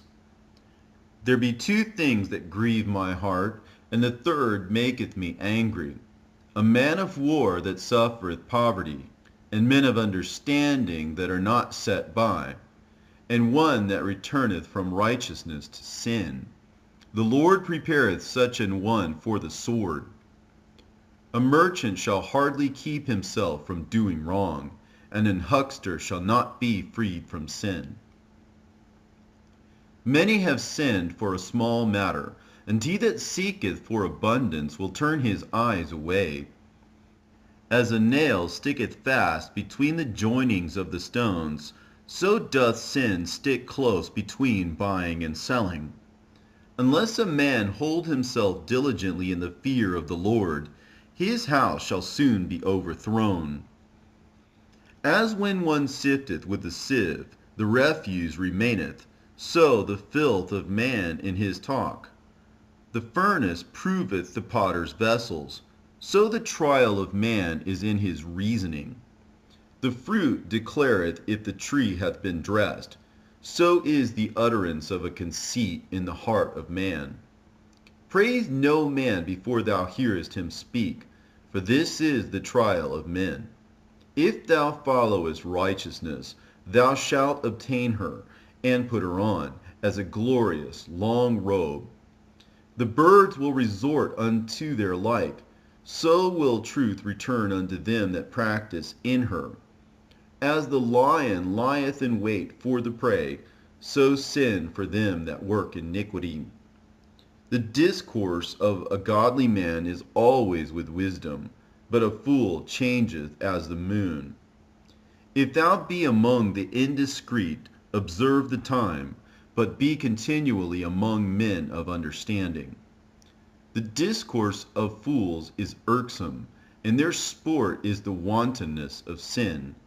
The talk of him that sweareth much, and maketh the hair stand upright, and their brawls make one stop his ears. The strife of the proud is bloodshedding, and their revilings are grievous to the ear.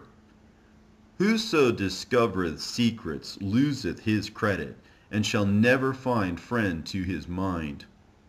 Love thy friend, and be faithful unto him. But if thou betrayest his secrets, follow no more after him. For as a man hath destroyed his enemy, so hast thou lost the love of thy neighbor. As one that letteth a bird go out of his hand, so hast thou let thy neighbor go, and shalt not get him again.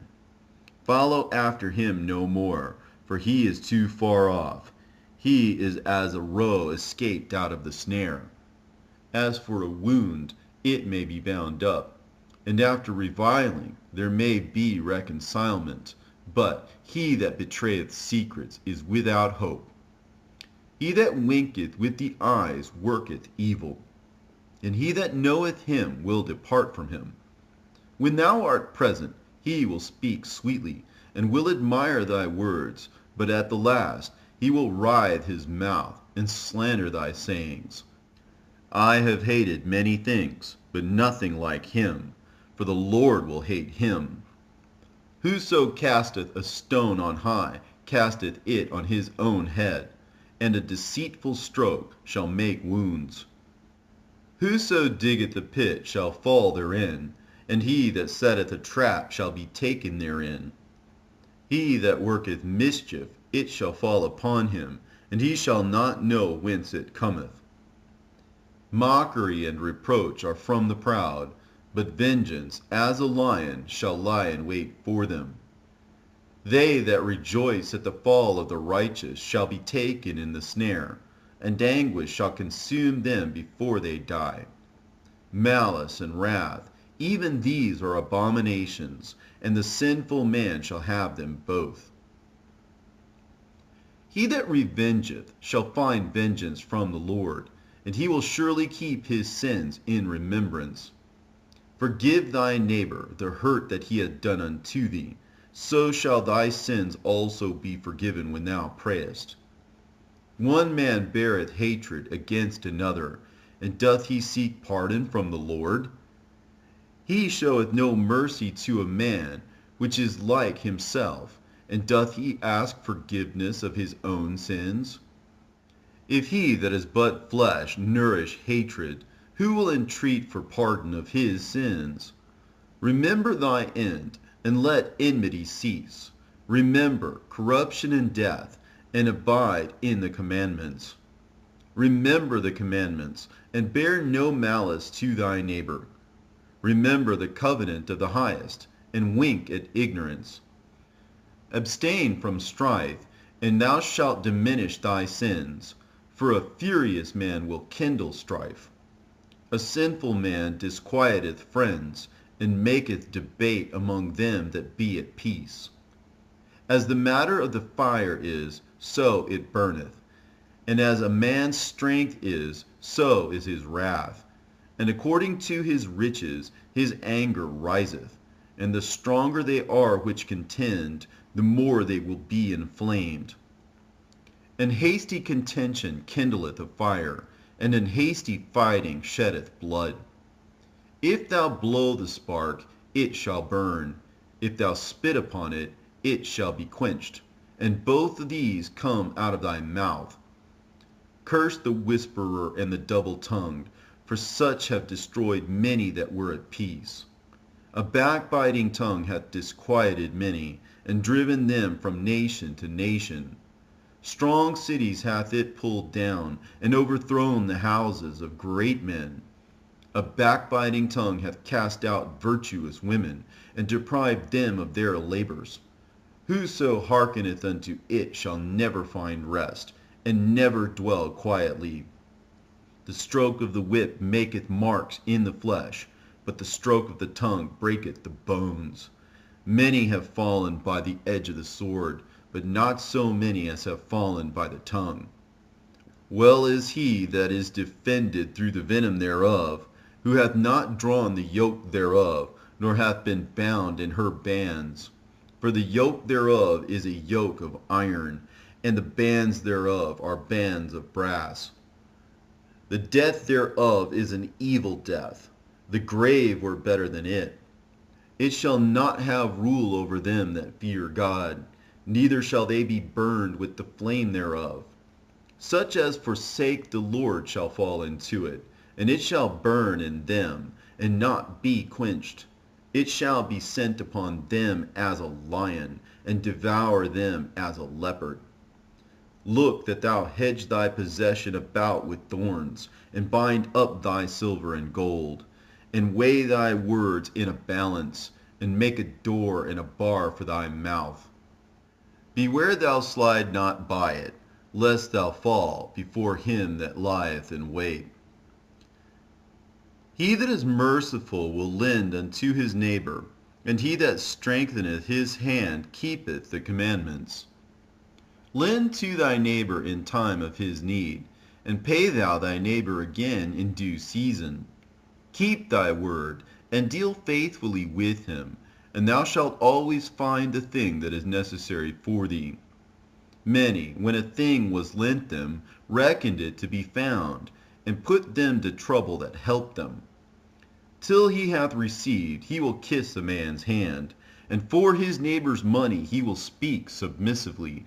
But when he should repay, he will prolong the time, and return words of grief, and complain of the time. If he prevail, he shall hardly receive the half, and he will count as if he had found it. If not, he hath deprived him of his money, and he hath gotten him an enemy without cause. He payeth him with cursings and railings, and for honor he will pay him disgrace. Many therefore have refused to lend for other men's ill dealing, fearing to be defrauded. Yet have thou patience with a man in poor estate, and delay not to show him mercy. Help the poor for the commandment's sake, and turn him not away because of his poverty. Lose thy money for thy brother and thy friend, and let it not rust under a stone to be lost. Lay up thy treasure according to the commandments of the Most High, and it shall bring thee more profit than gold. Shut up alms in thy storehouses, and it shall deliver thee from all affliction. It shall fight for thee against thine enemies better than a mighty shield and strong spear. An honest man is surety for his neighbor, but he that is impudent will forsake him. Forget not the friendship of thy surety, for he hath given his life for thee. A sinner will overthrow the good estate of his surety, and he that is of an unthankful mind will leave him in danger that delivered him. Suretyship hath undone many of good estate, and shaken them as a wave of the sea. Mighty men hath it driven from their houses, so that they wandered among strange nations. A wicked man transgressing the commandments of the Lord shall fall into suretyship, and he that undertaketh and followeth other men's business for gain shall fall into suits. Help thy neighbor according to thy power, and beware that thou thyself fall not into the same. The chief thing for life is water and bread and clothing, and an house to cover shame. Better is the life of a poor man in a mean cottage than delicate fare in another man's house. Be it little or much, hold thee contented, that thou hear not the reproach of thy house. For it is a miserable life to go from house to house. For where thou art a stranger, thou darest not open thy mouth. Thou shalt entertain and feast, and have no thanks. Moreover, thou shalt hear bitter words. Come now, stranger, and furnish a table, and feed me of that thou hast ready. Give place, thou stranger, to an honorable man. My brother cometh to be lodged, and I have need of mine house. These things are grievous to a man of understanding, the upbraiding of house room, and reproaching of the lender. He that loveth his son causeth him oft to feel the rod, that he may have joy of him in the end. He that chastiseth his son shall have joy in him, and shall rejoice of him among his acquaintance. He that teacheth his son grieveth the enemy, and before his friends he shall rejoice of him. Though his father die, yet he is as though he were not dead, for he hath left one behind him that is like himself. While he lived, he saw and rejoiced in him, and when he died, he was not sorrowful. He left behind him an avenger against his enemies, and one that shall requite kindness to his friends. He that maketh too much of his son shall bind up his wounds, and his bowels will be troubled at every cry. An horse not broken becometh headstrong, and a child left to himself will become wilful. Conquer thy child, and he will make thee afraid. Play with him, and he will bring thee to heaviness. Laugh not with him, lest thou have sorrow with him, and lest thou gnash thy teeth in the end. Give him no liberty in his youth, and wink not at his follies. Bow down his neck while he is young, and beat him on the sides while he is a child, lest he wax stubborn and be disobedient unto thee, and so bring sorrow to thine heart. Chastise thy son, and hold him to labor, lest his lewd behavior be an offense unto thee. Better is the poor, being sound and strong of constitution, than a rich man that is afflicted in his body. Health and good estate of body are above all gold, and a strong body above infinite wealth. There is no riches above a sound body, and no joy above the joy of the heart. Death is better than a bitter life, or continual sickness. Delicates poured upon a mouth shut up are as masses of meat set upon a grave. What good doeth an offering unto an idol? For neither can it eat nor smell. So is he that is persecuted of the Lord. He seeth with his eyes and groaneth, as an eunuch that embraceth a virgin and sigheth. Give not over thy mind to heaviness, and afflict not thyself in thine own counsel. The gladness of the heart is the life of man, and the joyfulness of a man prolongeth his days. Love thine own soul, and comfort thy heart. Remove sorrow far from thee, for sorrow hath killed many, and there is no profit therein. Envy and wrath shorten the life, and carefulness bringeth age before the time. A cheerful and good heart will have a care of his meat and diet. Watching for riches consumeth the flesh, and care thereof driveth away sleep. Watching care will not let a man slumber, as a sore disease breaketh sleep. The rich hath great labor in gathering riches together, and when he resteth, he is filled with his delicates. The poor laboureth in his poor estate, and when he leaveth off, he is still needy. He that loveth gold shall not be justified, and he that followeth corruption shall have enough thereof. Gold hath been the ruin of many, and their destruction was present. It was a stumbling block unto them that sacrifice unto it, and every fool shall be taken therewith. Blessed is the rich that is found without blemish, and hath not gone after gold. Who is he, and we will call him blessed? For wonderful things hath he done among his people. Who hath been tried thereby, and found perfect? Then let him glory. Who might offend, and hath not offended, or done evil, and hath not done it? His good shall be established, and the congregation shall declare his alms. If thou sit at a bountiful table, be not greedy upon it, and say not, there is much meat on it. Remember that a wicked eye is an evil thing, and what is created more wicked than an eye?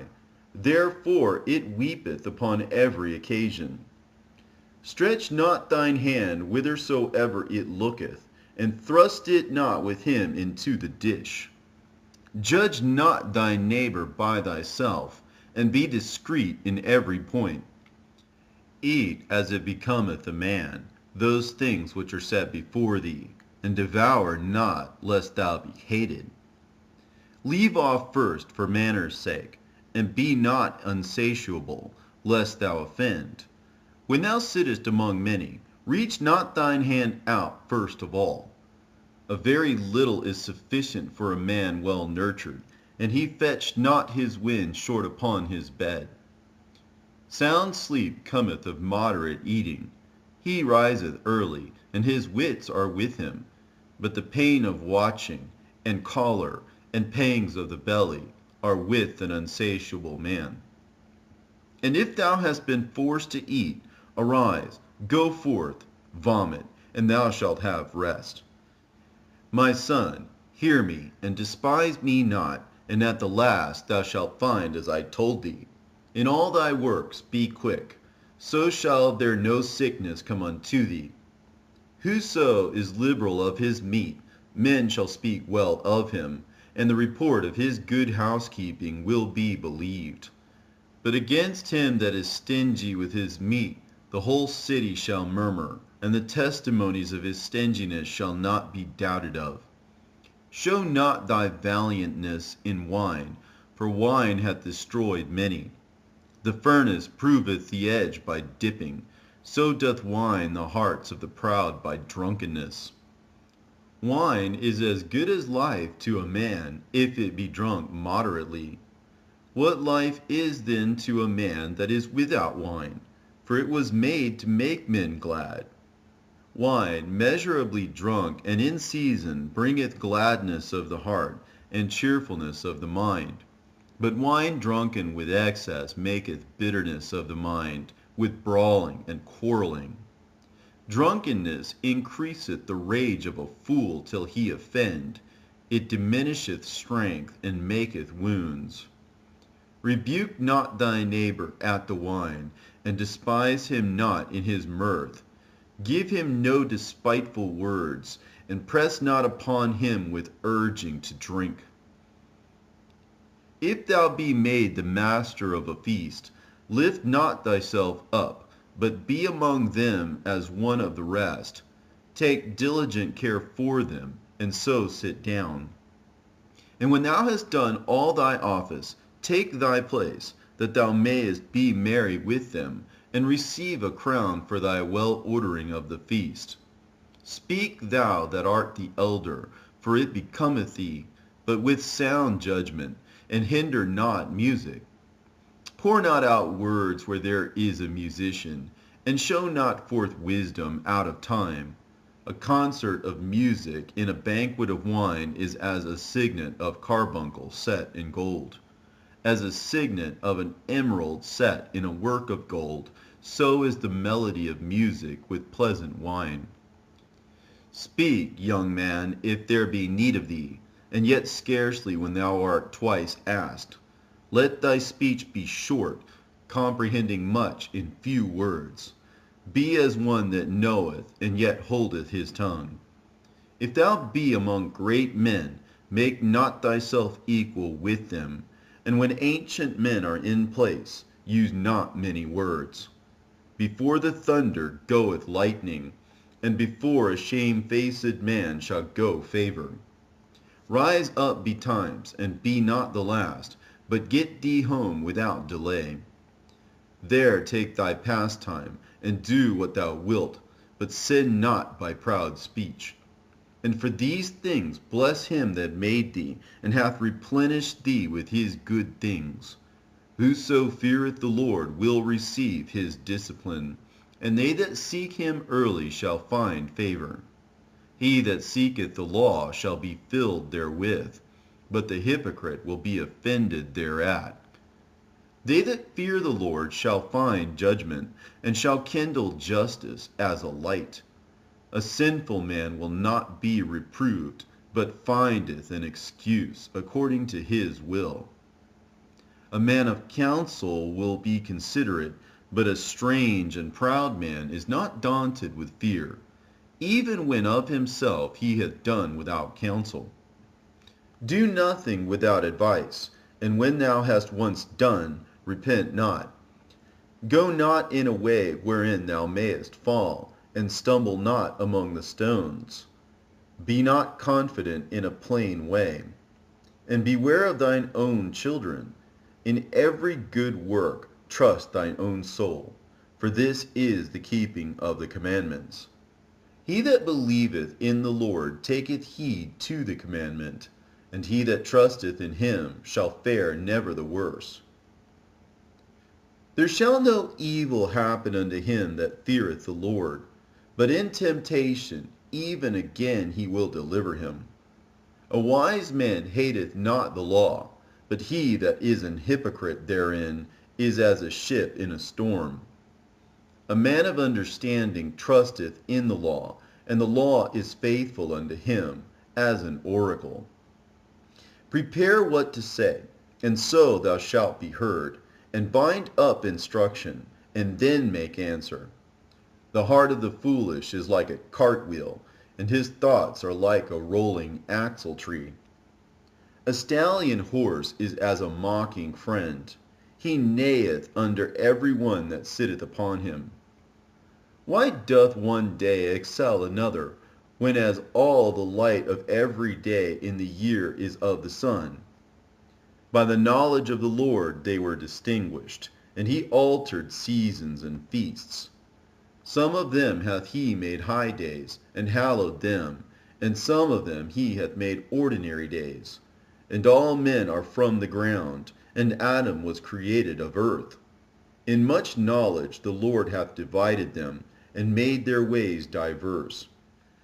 Some of them hath he blessed and exalted, and some of them he sanctified, and set near himself.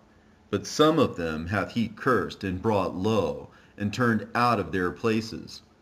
As the clay is in the potter's hand, to fashion it at his pleasure, so man is in the hand of him that made him, to render to them as liketh him best.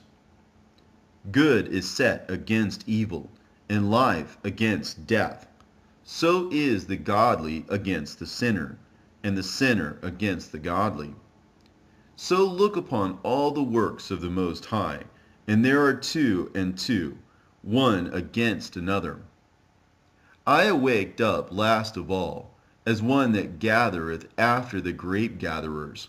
By the blessing of the Lord I profited, and tread my winepress like a gatherer of grapes.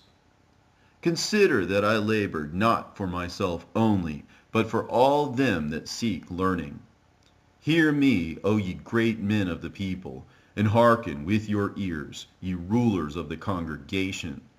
Give not thy son and wife, thy brother and friend, power over thee while thou livest, and give not thy goods to another, lest it repent thee, and thou entreat for the same again. As long as thou livest, and hast breath in thee, give not thyself over to any. For better it is that thy children should seek to thee, than that thou shouldest stand to their courtesy. In all thy works keep to thyself the preeminence. Leave not a stain in thine honor. At the time when thou shalt end thy days, and finish thy life, distribute thine inheritance. Fodder, a wand, and burdens are for the ass, and bread, correction, and work for a servant. If thou set thy servant to labor, thou shalt find rest. But if thou let him go idle, he shall seek liberty. A yoke and a collar do bow the neck. So are tortures and torments for an evil servant. Send him to labor, that he be not idle, for idleness teacheth much evil. Set him to work, as is fit for him. If he be not obedient, put on more heavy fetters. Be not excessive toward any, and without discretion do nothing. If thou have a servant, let him be unto thee as thyself, because thou hast bought him with a price. If thou have a servant, entreat him as a brother, for thou hast need of him, as of thine own soul. If thou entreat him evil, and he run from thee, which way wilt thou go to seek him? The hopes of a man void of understanding are vain and false, and dreams lift up fools. Whoso regardeth dreams is like him that catcheth at a shadow, and followeth after the wind. The vision of dreams is the resemblance of one thing to another, even as the likeness of a face to a face. Of an unclean thing what can be cleansed? And from that thing which is false, what truth can come? Divinations and soothsayings and dreams are vain, and the heart fancieth as a woman's heart in travail. If they be not sent from the Most High in thy visitation, set not thy heart upon them. For dreams have deceived many, and they have failed that put their trust in them. The law shall be found perfect without lies, and wisdom is perfection to a faithful mouth. A man that hath travelled knoweth many things, and he that hath much experience will declare wisdom. He that hath no experience knoweth little, but he that hath travelled is full of prudence. When I travelled, I saw many things, and I understand more than I can express. I was oft times in danger of death, yet I was delivered because of these things. The spirit of those that fear the Lord shall live, for their hope is in him that saveth them. Whoso feareth the Lord shall not fear or be afraid, for he is his hope. Blessed is the soul of him that feareth the Lord. To whom doth he look, and who is his strength? For the eyes of the Lord are upon them that love him. He is their mighty protection and strong stay, a defense from heat, and a cover from the sun at noon, a preservation from stumbling, and an help from falling. He raiseth up the soul, and lighteneth the eyes. He giveth health, life, and blessing. He that sacrificeth of a thing wrongfully gotten, his offering is ridiculous, and the gifts of unjust men are not accepted. The Most High is not pleased with the offerings of the wicked, neither is he pacified for the sin by the multitude of sacrifices. Whoso bringeth an offering of the goods of the poor doeth as one that killeth the son before his father's eyes. The bread of the needy is their life. He that defraudeth him thereof is a man of blood. He that taketh away his neighbour's living slayeth him, and he that defraudeth the labour of his hire is a bloodshedder. When one buildeth, and another pulleth down, what profit have they then but labour? When one prayeth and another curseth, whose voice will the Lord hear? He that washeth himself after the touching of a dead body, if he touch it again, what availeth his washing? So is it with a man that fasteth for his sins, and goeth again and doeth the same. Who will hear his prayer, or what doth his humbling profit him? He that keepeth the law bringeth offerings enough. He that taketh heed to the commandment offereth a peace offering. He that requiteth a good turn offereth fine flour, and he that giveth alms sacrificeth praise. To depart from wickedness is a thing pleasing to the Lord, and to forsake unrighteousness is a propitiation. Thou shalt not appear empty before the Lord, for all these things are to be done because of the commandment. The offering of the righteous maketh the altar fat, and the sweet savor thereof is before the Most High. The sacrifice of a just man is acceptable, and the memorial thereof shall never be forgotten. Give the Lord his honor with a good eye, and diminish not the first fruits of thine hands. In all thy gifts show a cheerful countenance, and dedicate thy tithes with gladness. Give unto the Most High according as he hath enriched thee, and as thou hast gotten, give with a cheerful eye. For the Lord recompenseth, and will give thee 7 times as much. Do not think to corrupt with gifts, for such he will not receive. And trust not to unrighteous sacrifices, for the Lord is judge, and with him is no respect of persons. He will not accept any person against a poor man, but will hear the prayer of the oppressed. He will not despise the supplication of the fatherless, nor the widow, when she poureth out her complaint. Do not the tears run down the widow's cheeks? And is not her cry against him that causeth them to fall? He that serveth the Lord shall be accepted with favor, and his prayer shall reach unto the clouds. The prayer of the humble pierceth the clouds, and till it come nigh, he will not be comforted, and will not depart till the Most High shall behold to judge righteously and execute judgment. For the Lord will not be slack, neither will the mighty be patient toward them, till he have smitten in sunder the loins of the unmerciful, and repaid vengeance to the heathen, till he have taken away the multitude of the proud, and broken the scepter of the unrighteous, till he have rendered to every man according to his deeds, and to the works of men according to their devices, till he have judged the cause of his people, and made them to rejoice in his mercy. Mercy is seasonable in the time of affliction, as clouds of rain in the time of drought.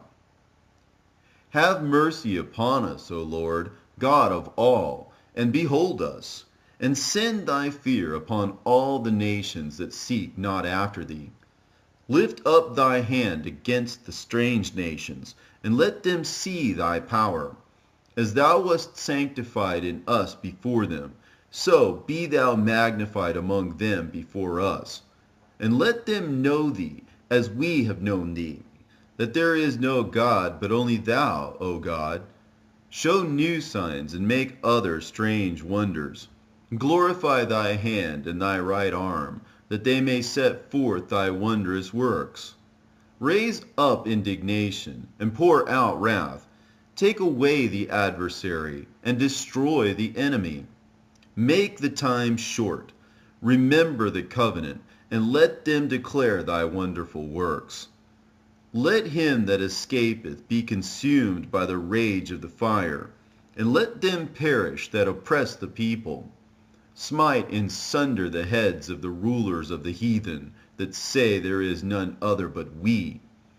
Gather all the tribes of Jacob together, and inherit thou them, as from the beginning. O Lord, have mercy upon the people that is called by thy name, and upon Israel, whom thou hast named thy firstborn.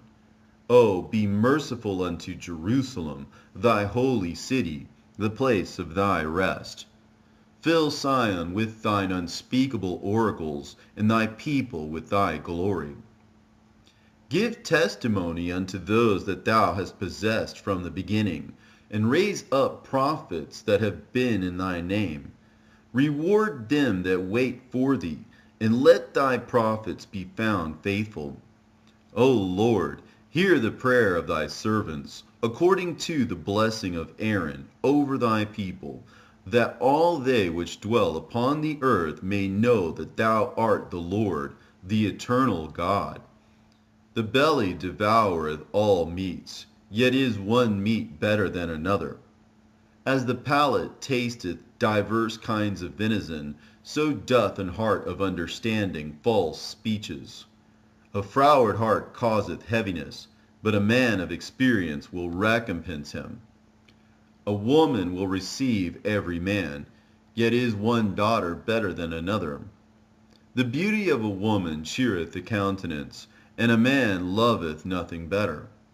If there be kindness, meekness, and comfort in her tongue, then is not her husband like other men. He that getteth a wife begetteth a possession, a help like unto himself, and a pillar of rest. Where no hedge is, there the possession is spoiled, and he that hath no wife will wander up and down mourning. Who will trust a thief well appointed, that skippeth from city to city?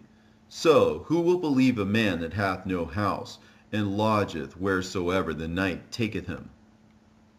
Every friend saith, I am his friend also. But there is a friend which is only a friend in name. Is it not a grief unto death when a companion and friend is turned to an enemy? O wicked imagination, whence camest thou in to cover the earth with deceit? There is a companion which rejoiceth in the prosperity of a friend, but in the time of trouble will be against him. There is a companion which helpeth his friend for the belly, and taketh up the buckler against the enemy. Forget not thy friend in thy mind, and be not unmindful of him in thy riches. Every counselor extolleth counsel, but there is some that counseleth for himself.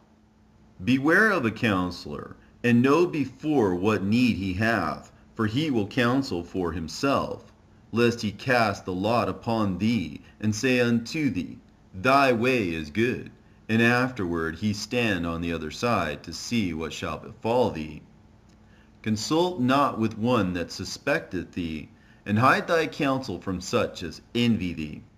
Neither consult with a woman touching her of whom she is jealous, neither with a coward in matters of war, nor with a merchant concerning exchange, nor with a buyer of selling, nor with an envious man of thankfulness, nor with an unmerciful man touching kindness, nor with the slothful for any work, nor with an hireling for a year of finishing work, nor with an idle servant of much business. Hearken not unto these in any matter of counsel, but be continually with a godly man, whom thou knowest to keep the commandments of the Lord, whose mind is according to thy mind, and will sorrow with thee if thou shalt miscarry. And let the counsel of thine own heart stand, for there is no man more faithful unto thee than it. For a man's mind is sometime wont to tell him more than 7 watchmen that sit above in an high tower.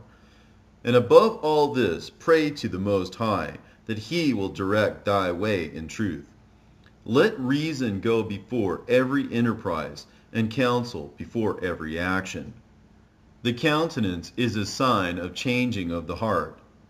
4 manner of things appear, good and evil, life and death, but the tongue ruleth over them continually.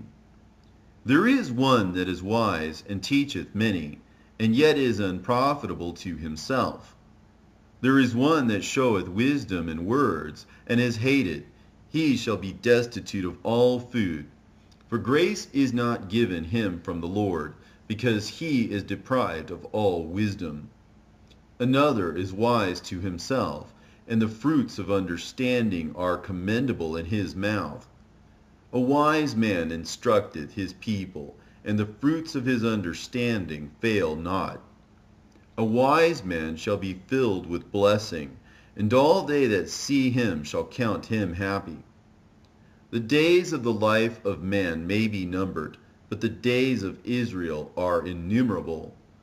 A wise man shall inherit glory among his people, and his name shall be perpetual. My son, prove thy soul in thy life, and see what is evil for it, and give not that unto it. For all things are not profitable for all men, neither hath every soul pleasure in every thing. Be not unsatiable in any dainty thing, nor too greedy upon meats. For excess of meats bringeth sickness, and surfeiting will turn into choler. By surfeiting many have perished, but he that taketh heed prolongeth his life. Honor a physician with the honor due unto him for the uses which ye may have of him, for the Lord hath created him. For of the Most High cometh healing, and he shall receive honor of the king. The skill of the physician shall lift up his head, and in the sight of great men he shall be in admiration. The Lord hath created medicines out of the earth, and he that is wise will not abhor them.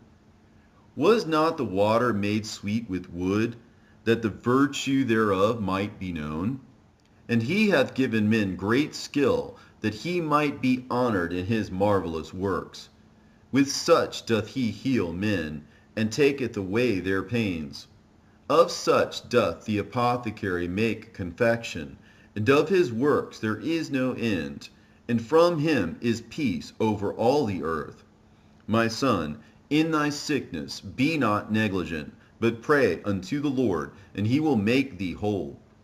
Leave off from sin, and order thine hands aright, and cleanse thy heart from all wickedness. Give a sweet savor and a memorial of fine flour, and make a fat offering, as not being. Then give place to the physician, for the Lord hath created him. Let him not go far from thee, for thou hast need of him. There is a time when in their hands there is good success, for they shall also pray unto the Lord, that he would prosper that which they give for the ease and remedy to prolong life. He that sinneth before his Maker, let him fall into the hand of the physician. My son, let tears fall down over the dead, and begin to lament, as if thou hadst suffered great harm thyself, and then cover his body according to the custom, and neglect not his burial. Weep bitterly, and make great moan, and use lamentation, as he is worthy, and that a day or two, lest thou be evil spoken of, and then comfort thyself for thy heaviness. For of heaviness cometh death, and the heaviness of the heart breaketh strength. In affliction also sorrow remaineth, and the life of the poor is the curse of the heart. Take no heaviness to heart, drive it away, and remember the last end. Forget it not, for there is no turning again. Thou shalt not do him good, but hurt thyself. Remember my judgment, for thine also shall be so. Yesterday for me, and today for thee. When the dead is at rest, let his remembrance rest, and be comforted for him, when his spirit is departed from him. The wisdom of a learned man cometh by opportunity of leisure, and he that hath little business shall become wise. How can he get wisdom that holdeth the plough, and that glorieth in the goad, that driveth oxen, and is occupied in their labors, and whose talk is of bullocks? He giveth his mind to make furrows, and is diligent to give the kine fodder. So every carpenter and workmaster that laboureth night and day, and they that cut and grave seals, and are diligent to make great variety, and give themselves to counterfeit imagery, and watch to finish a work. The smith also, sitting by the anvil, and considering the ironwork, the vapor of the fire, wasteth his flesh, and he fighteth with the heat of the furnace. The noise of the hammer and the anvil is ever in his ears, and his eyes look still upon the pattern of the thing that he maketh. He setteth his mind to finish his work, and watcheth to polish it perfectly. So doth the potter sitting at his work, and turning the wheel about with his feet, who is always carefully set at his work, and maketh all his work by number. He fashioneth the clay with his arm, and boweth down his strength before his feet. He applieth himself to let it over, and he is diligent to make clean the furnace. All these trust to their hands, and every one is wise in his work. Without these cannot a city be inhabited, and they shall not dwell where they will, nor go up and down. They shall not be sought for in public council, nor sit high in the congregation. They shall not sit on the judge's seat, nor understand the sentence of judgment. They cannot declare justice and judgment, and they shall not be found where parables are spoken. But they will maintain the state of the world, and all their desire is in the work of their craft. But he that giveth his mind to the law of the Most High, and is occupied in the meditation thereof, will seek out the wisdom of all the ancient, and be occupied in prophecies. He will keep the sayings of the renowned men, and where subtle parables are, he will be there also. He will seek out the secrets of grave sentences, and be conversant in dark parables. He shall serve among great men, and appear before princes. He will travel through strange countries, for he hath tried the good and the evil among men. He will give his heart to resort early to the Lord that made him, and will pray before the Most High, and will open his mouth in prayer, and make supplication for his sins. When the great Lord will, he shall be filled with the spirit of understanding. He shall pour out wise sentences, and give thanks unto the Lord in his prayer. He shall direct his counsel and knowledge, and in his secrets he shall meditate. He shall show forth that which he hath learned, and shall glory in the law of the covenant of the Lord. Many shall commend his understanding, and so long as the world endureth, it shall not be blotted out. His memorial shall not depart away, and his name shall live from generation to generation. Nation shall show forth his wisdom, and the congregation shall declare his praise. If he die, he shall leave a greater name than 1,000, and if he live, he shall increase it. Yet have I more to say, which I have thought upon, for I am filled as the moon at the full. Hearken unto me, ye holy children, and bud forth as a rose growing by the brook of the field. And give ye a sweet savor as frankincense, and flourish as a lily. Send forth a smell, and sing a song of praise. Bless the Lord in all his works. Magnify his name, and show forth his praise with the songs of your lips, and with harps, and in praising him ye shall say after this manner, All the works of the Lord are exceeding good, and whatsoever he commandeth shall be accomplished in due season. And none may say, What is this? Wherefore is that? For at time convenient they shall all be sought out. At his commandment the waters stood as an heap, and at the words of his mouth the receptacles of water. At his commandment is done whatsoever pleaseth him, and none can hinder when he will save. The works of all flesh are before him, and nothing can be hid from his eyes. He seeth from everlasting to everlasting, and there is nothing wonderful before him. A man need not to say, What is this? Wherefore is that? For he hath made all things for their uses. His blessing covered the dry land as a river, and watered it as a flood. And he hath turned the waters into saltness, so shall the heathen inherit his wrath. As his ways are plain unto the holy, so are they stumbling blocks unto the wicked. For the good are good things created from the beginning, so evil things for the sinners. The principal things for the whole use of man's life are water, fire, iron, and salt, flour of wheat, honey, milk, and the blood of the grape, and oil, and clothing. All these things are for good to the godly, so to the sinners they are turned into evil. There be spirits that are created for vengeance, which in their fury lay on sore strokes. In the time of destruction they pour out their force, and appease the wrath of him that made them.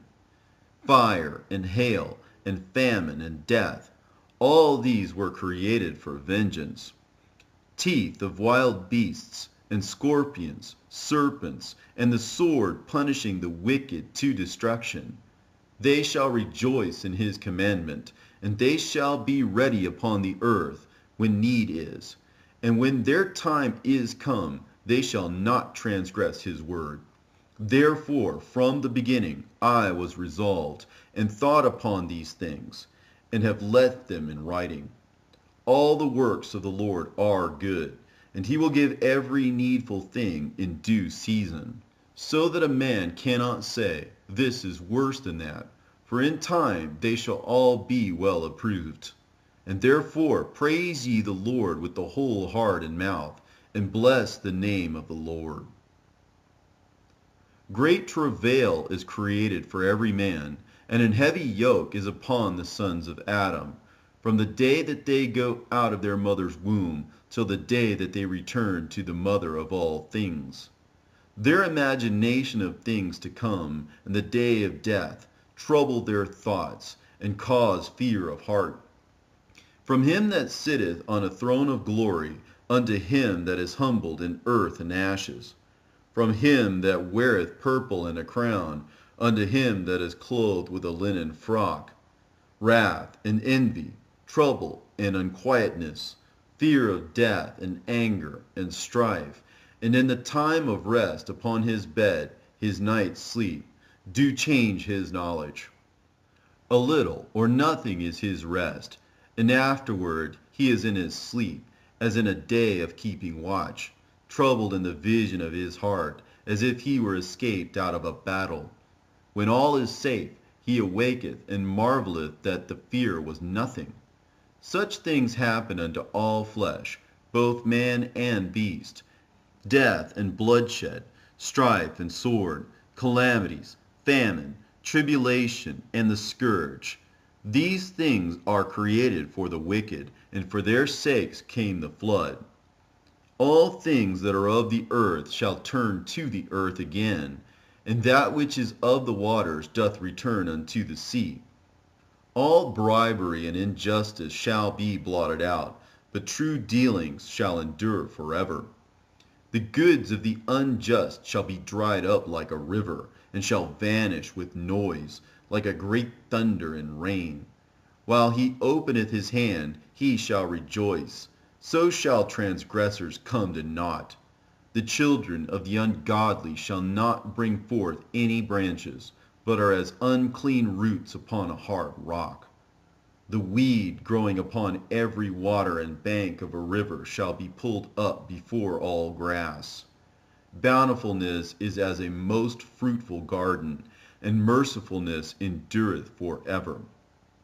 To labor and to be content with that a man hath is a sweet life, but he that findeth a treasure is above them both. Children and the building of a city continue a man's name, but a blameless wife is counted above them both. Wine and music rejoice the heart, but the love of wisdom is above them both. The pipe and the psaltery make sweet melody, but a pleasant tongue is above them both. Thine eye desireth favor and beauty, but more than both, corn while it is green. A friend and companion never meet amiss, but above both is a wife with her husband. Brethren and help are against time of trouble, but alms shall deliver more than them both. Gold and silver make the foot stand sure, but counsel is esteemed above them both. Riches and strength lift up the heart, but the fear of the Lord is above them both. There is no want in the fear of the Lord, and it needeth not to seek help. The fear of the Lord is a fruitful garden, and covereth him above all glory. My son, lead not a beggar's life, for better it is to die than to beg. The life of him that dependeth on another man's table is not to be counted for a life, for he polluteth himself with other men's meat. But a wise man, well nurtured, will beware thereof. Begging is sweet in the mouth of the shameless, but in his belly there shall burn a fire. O death, how bitter is the remembrance of thee to a man that liveth at rest in his possessions, unto the man that hath nothing to vex him, and that hath prosperity in all things, yea, unto him that is yet able to receive meat. O death, acceptable is thy sentence unto the needy, and unto him whose strength faileth, and that is now in the last age, and is vexed with all things, and to him that despaireth and hath lost patience. Fear not the sentence of death. Remember them that have been before thee, and that come after. For this is the sentence of the Lord over all flesh. And why art thou against the pleasure of the Most High? There is no inquisition in the grave, whether thou hast lived 10 or 100 or 1,000 years. The children of sinners are abominable children, and they that are conversant in the dwelling of the ungodly. The inheritance of sinners' children shall perish, and their posterity shall have a perpetual reproach. The children will complain of an ungodly father, because they shall be reproached for his sake. Woe be unto you, ungodly men, which have forsaken the law of the Most High God. For if ye increase, it shall be to your destruction. And if ye be born, ye shall be born to a curse. And if ye die, a curse shall be your portion. All that are of the earth shall turn to earth again. So the ungodly shall go from a curse to destruction. The mourning of men is about their bodies, but an ill name of sinners shall be blotted out. Have regard to thy name, for that shall continue with thee above 1,000 great treasures of gold. A good life hath but few days, but a good name endureth forever. My children, keep discipline in peace, for wisdom that is hid, and a treasure that is not seen, what profit is in them both? A man that hideth his foolishness is better than a man that hideth his wisdom. Therefore be shamefaced according to my word, for it is not good to retain all shamefacedness, neither is it altogether approved in every thing.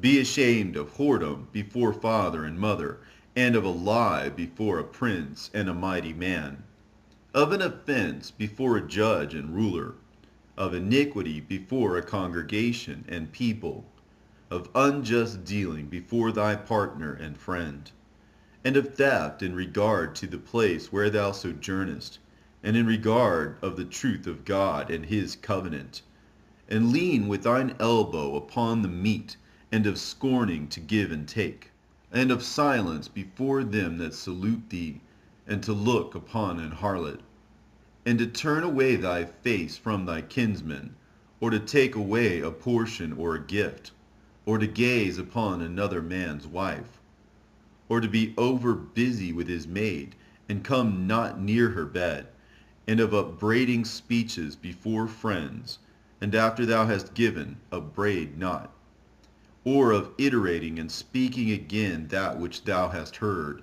and of revealing secrets. So shalt thou be truly shamefaced, and find favor before all men. Of these things be not thou ashamed, and accept no person to sin thereby. of the law of the Most High and his covenant, and of judgment to justify the ungodly, of reckoning with thy partners and travelers, or of the gift of the heritage of friends, of exactness of balance and weights, or of getting much or little, and of merchants indifferent selling, of much correction of children, and to make the side of an evil servant to bleed. Sure keeping is good where an evil wife is, and shut up where many hands are. Deliver all things in number and weight, and put all in writing that thou givest out or receivest in. Be not ashamed to inform the unwise and foolish, and the extreme aged that contendeth with those that are young. Thus shalt thou be truly learned, and approved of all men living. The father waketh for the daughter when no man knoweth, and the care for her taketh away sleep when she is young, lest she pass away the flower of her age, and being married, lest she should be hated. In her virginity, lest she should be defiled and gotten with child in her father's house, and having an husband, lest she should misbehave herself, and when she is married, lest she should be barren. Keep a sure watch over a shameless daughter, lest she make thee a laughingstock to thine enemies, and a byword in the city, and a reproach among the people, and make thee ashamed before the multitude. Behold, not everybody's beauty, and sit not in the midst of women.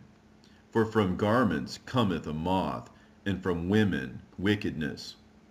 Better is the churlishness of a man than a courteous woman, a woman, I say, which bringeth shame and reproach.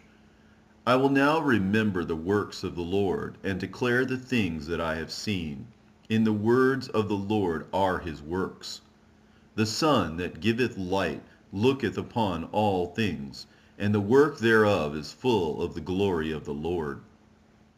The Lord hath not given power to the saints to declare all his marvelous works, which the Almighty Lord firmly settled, that whatsoever is might be established for his glory. He seeketh out the deep and the heart, and considereth their crafty devices. For the Lord knoweth all that may be known, and he beholdeth the signs of the world. He declareth the things that are past, and for to come, and revealeth the steps of hidden things. No thought escapeth him, neither any word is hidden from him. He hath garnished the excellent works of his wisdom, and he is from everlasting to everlasting. Unto him may nothing be added, neither can he be diminished, and he hath no need of any counselor. Oh, how desirable are all his works, and that a man may see even to a spark. All these things live and remain forever for all uses, and they are all obedient. All things are double one against another. He hath made nothing imperfect. One thing establisheth the good of another, and who shall be filled with beholding his glory? The pride of the height, the clear firmament, the beauty of heaven with his glorious show. The sun, when it appeareth, declaring at his rising a marvelous instrument, the work of the Most High. At noon it parcheth the country, and who can abide the burning heat thereof? A man blowing a furnace is in the works of heat, but the sun burneth the mountains 3 times more, breathing out fiery vapors, and sending forth bright beams. It dimmeth the eyes. Great is the Lord that made it, and at his commandment runneth hastily. He made the moon also to serve in her season for a declaration of times, and a sign of the world. From the moon is the sign of feasts, a light that decreaseth in her perfection. The month is called after her name, increasingly wonderfully in her changing, being an instrument of the armies above, shining in the firmament of heaven. The beauty of heaven, the glory of the stars, an ornament giving light in the highest places of the Lord. At the commandment of the Holy One, They will stand in their order, and never faint in their watches. Look upon the rainbow, and praise him that made it. Very beautiful it is in the brightness thereof. It compasseth the heaven about with a glorious circle, and the hands of the Most High have bended it. By his commandment he maketh the snow to fall apace, and sendeth swiftly the lightnings of his judgment. Through this the treasures are opened, and clouds fly forth as fowls. By his great power he maketh the clouds firm, and the hailstones are broken small. At his sight the mountains are shaken, and at his will the south wind bloweth. The noise of the thunder maketh the earth to tremble, so doth the northern storm and the whirlwind.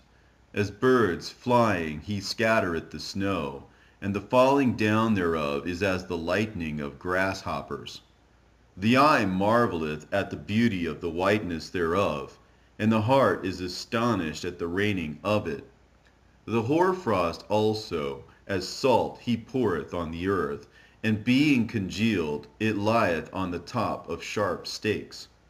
When the cold north wind bloweth, and the water is congealed into ice, it abideth upon every gathering together of water, and clotheth the water as with the breastplate. It devoureth the mountains, and burneth the wilderness, and consumeth the grass as fire. A present remedy of all is a mist coming speedily, a dew coming after heat refresheth. By his counsel he appeaseth the deep, and planteth islands therein. They that sail on the sea tell of the danger thereof, and when we hear it with our ears, we marvel thereat. For therein be strange and wondrous works, variety of all kinds of beasts, and whales created. By him the end of them hath prosperous success, and by his word all things consist.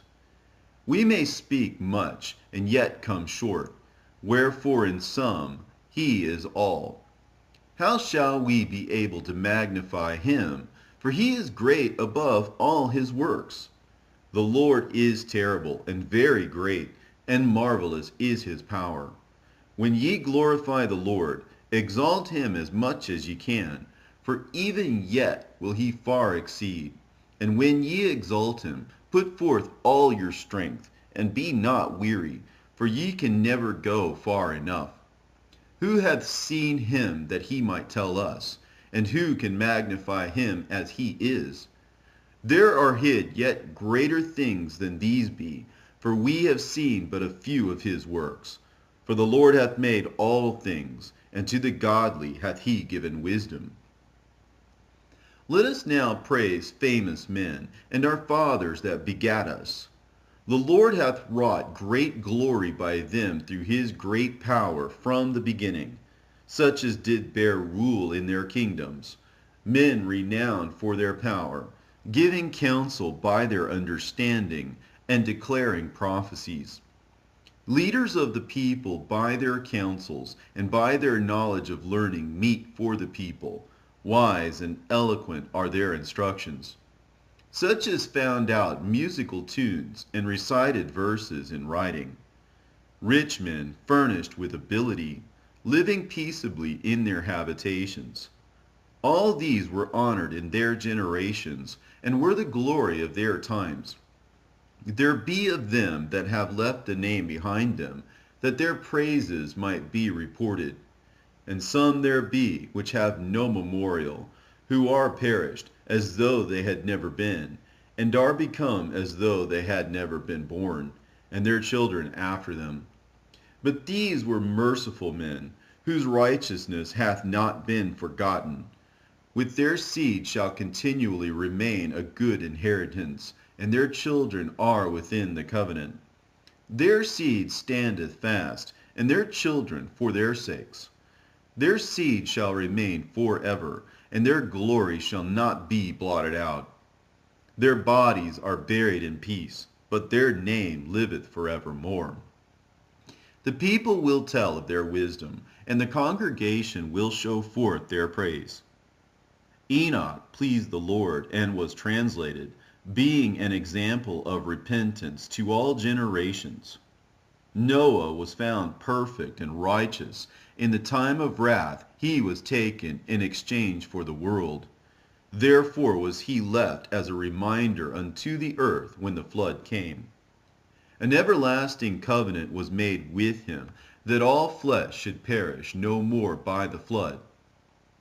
Abraham was a great father of many people.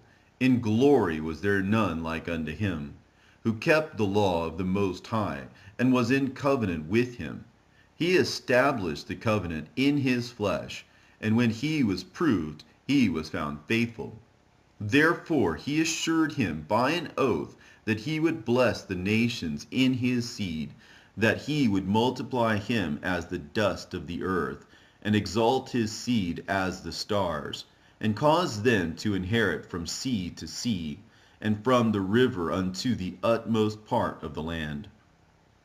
With Isaac did he establish likewise, for Abraham his father's sake, the blessing of all men, and the covenant, and made it rest upon the head of Jacob. He acknowledged him in his blessing, and gave him an heritage, and divided his portion. Among the 12 tribes did he part them. And he brought out of him a merciful man, which found favor in the sight of all flesh, even Moses, beloved of God and men, whose memorial is blessed. He made him like to the glorious saints, and magnified him, so that his enemies stood in fear of him. By his words he caused the wonders to cease, and he made him glorious in the sight of kings, and gave him a commandment for his people, and showed him part of his glory. He sanctified him in his faithfulness and meekness, and chose him out of all men. He made him to hear his voice, and brought him into the dark cloud, and gave him commandments before his face, even the law of life and knowledge, that he might teach Jacob his covenants, and Israel his judgments. He exalted Aaron, an holy man like unto him, even his brother of the tribe of Levi. An everlasting covenant he made with him, and gave him the priesthood among the people. He beautified him with comely ornaments, and clothed him with a robe of glory. He put upon him perfect glory, and strengthened him with rich garments, with breeches, with a long robe, and the ephod. He compassed him with pomegranates, and with many golden bells round about, that as he went there might be a sound and a noise made that might be heard in the temple, for a memorial to the children of his people. With an holy garment, with gold, and blue silk, and purple, the work of the embroiderer, with a breastplate of judgment, and with Urim and Thummim, with twisted scarlet, the work of the cunning workman, with precious stones graven like seals, and set in gold, the work of the jeweler, with a writing engraved for a memorial, after the number of the tribes of Israel. He set a crown of gold upon the mitre, wherein was engraved holiness, an ornament of honor, a costly work, the desires of the eyes, goodly and beautiful. Before him there were none such, neither did ever any stranger put them on, but only his children and his children's children perpetually. Their sacrifices shall be wholly consumed every day, twice continually. Moses consecrated him and anointed him with holy oil. This was appointed unto him by an everlasting covenant, and to his seed, so long as the heavens should remain, that they should minister unto him, and execute the office of the priesthood, and bless the people in his name. He chose him out of all men living to offer sacrifices to the Lord, incense and a sweet savor, for a memorial, to make reconciliation for his people. He gave unto him his commandments, and authority in the statutes of judgments, that he should teach Jacob the testimonies, and inform Israel in his laws.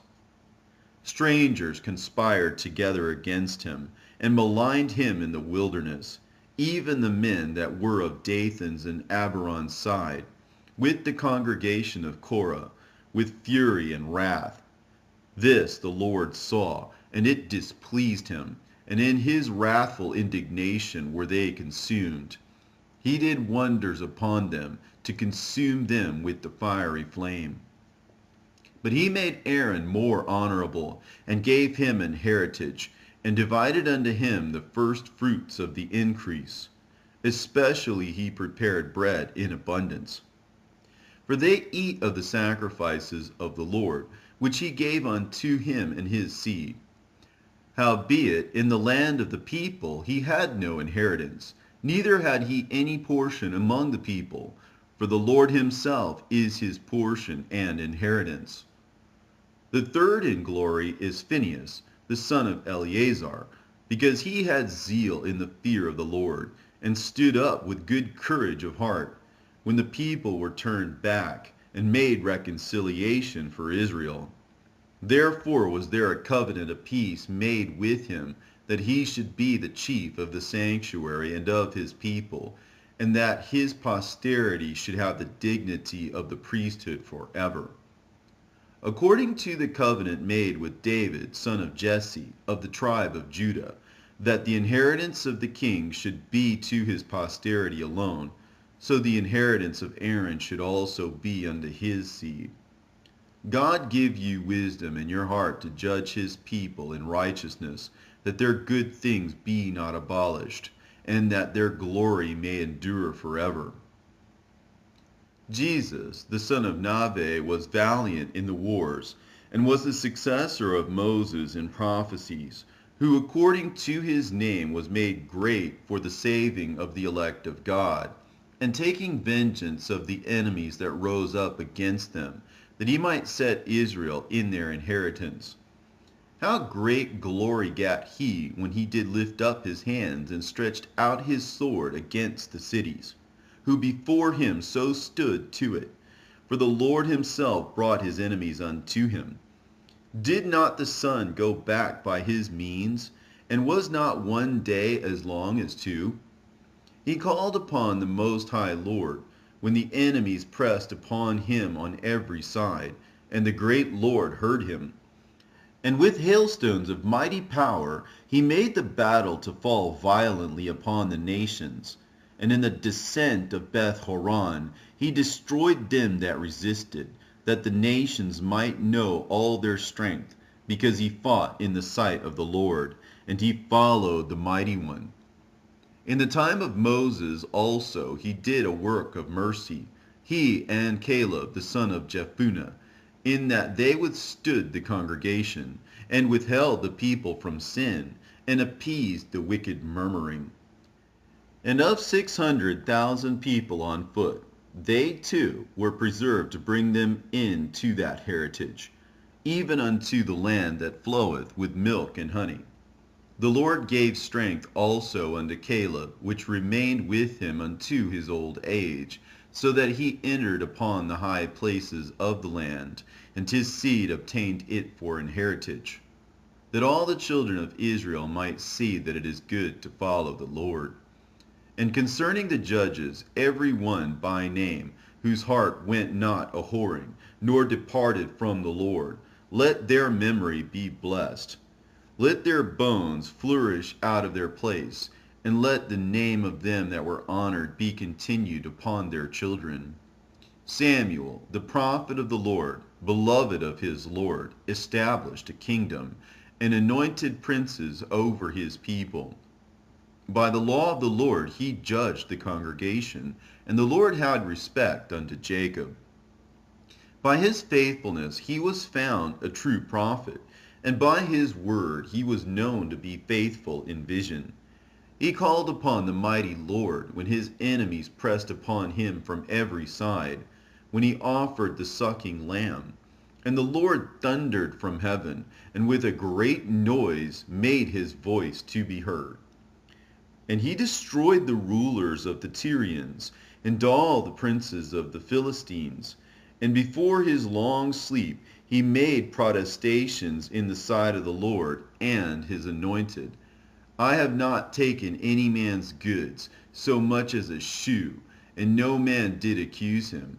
And after his death he prophesied, and showed the king his end, and lifted up his voice from the earth in prophecy, to blot out the wickedness of the people.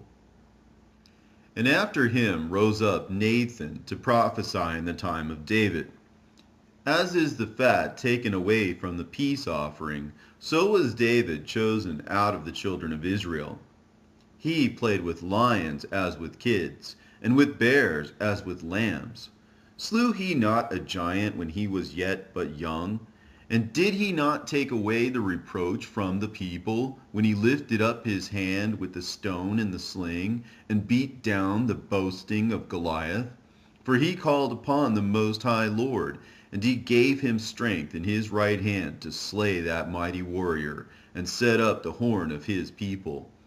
So the people honored him with 10,000s, and praised him in the blessings of the Lord, in that he gave him a crown of glory. For he destroyed the enemies on every side, and brought to naught the Philistines, his adversaries, and brake their horn in sunder unto this day. In all his works he praised the Holy One, most high, with words of glory, and with his whole heart he sung songs, and loved him that made him. He set singers also before the altar, that by their voices they might make sweet melody, and daily sing praises in their songs. He beautified their feasts, and set in order the solemn times until the end, that they might praise his holy name, and that the temple might sound from morning. The Lord took away his sins, and exalted his horn forever. He gave him a covenant of kings, and a throne of glory in Israel. After him rose up a wise son, and for his sake he dwelt at large. Solomon reigned in a peaceable time, and was honored, for God made all quiet round about him, that he might build an house in his name, and prepare his sanctuary forever. How wise wast thou in thy youth, and, as a flood, filled with understanding. Thy soul covered the whole earth, and thou filledst it with dark parables. Thy name went far unto the islands, and for thy peace thou wast beloved. The countries marveled at thee for thy songs, and proverbs, and parables, and interpretations.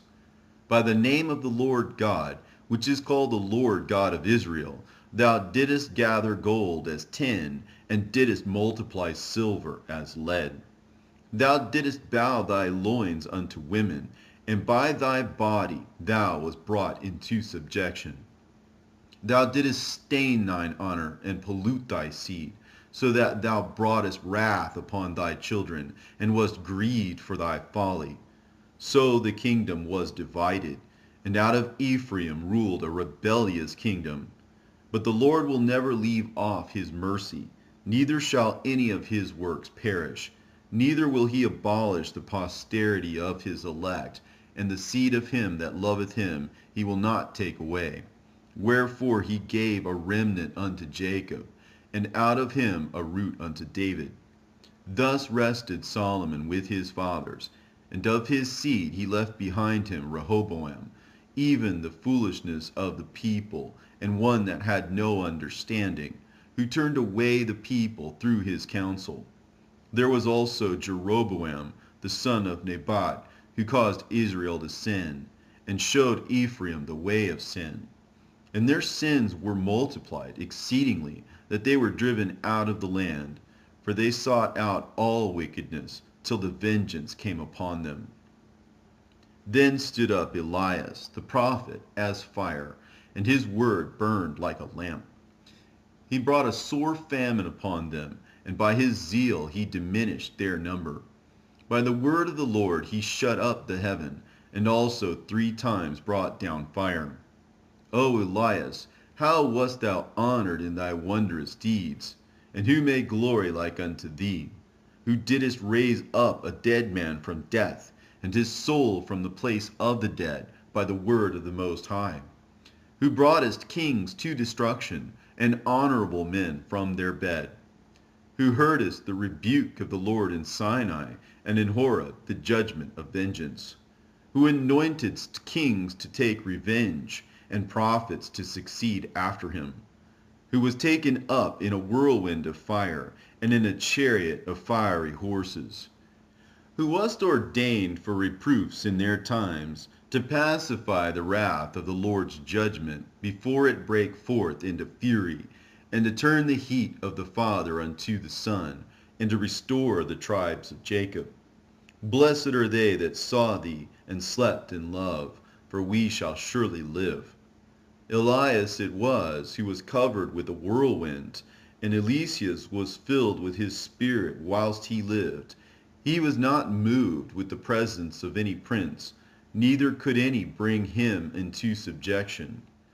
No word could overcome him, and after his death his body prophesied. He did wonders in his life, and at his death were his works marvelous. For all this the people repented not, neither departed they from their sins, till they were spoiled and carried out of their land, and were scattered through all the earth. Yet there remained a small people, and a ruler in the house of David, of whom some did that which was pleasing to God, and some multiplied sins. Hezekiah fortified his city, and brought in water into the midst thereof. He digged the hard rock with iron, and made wells for waters. In his time Sennacherib came up, and sent Rabsaces, and lifted up his hand against Sion, and boasted proudly.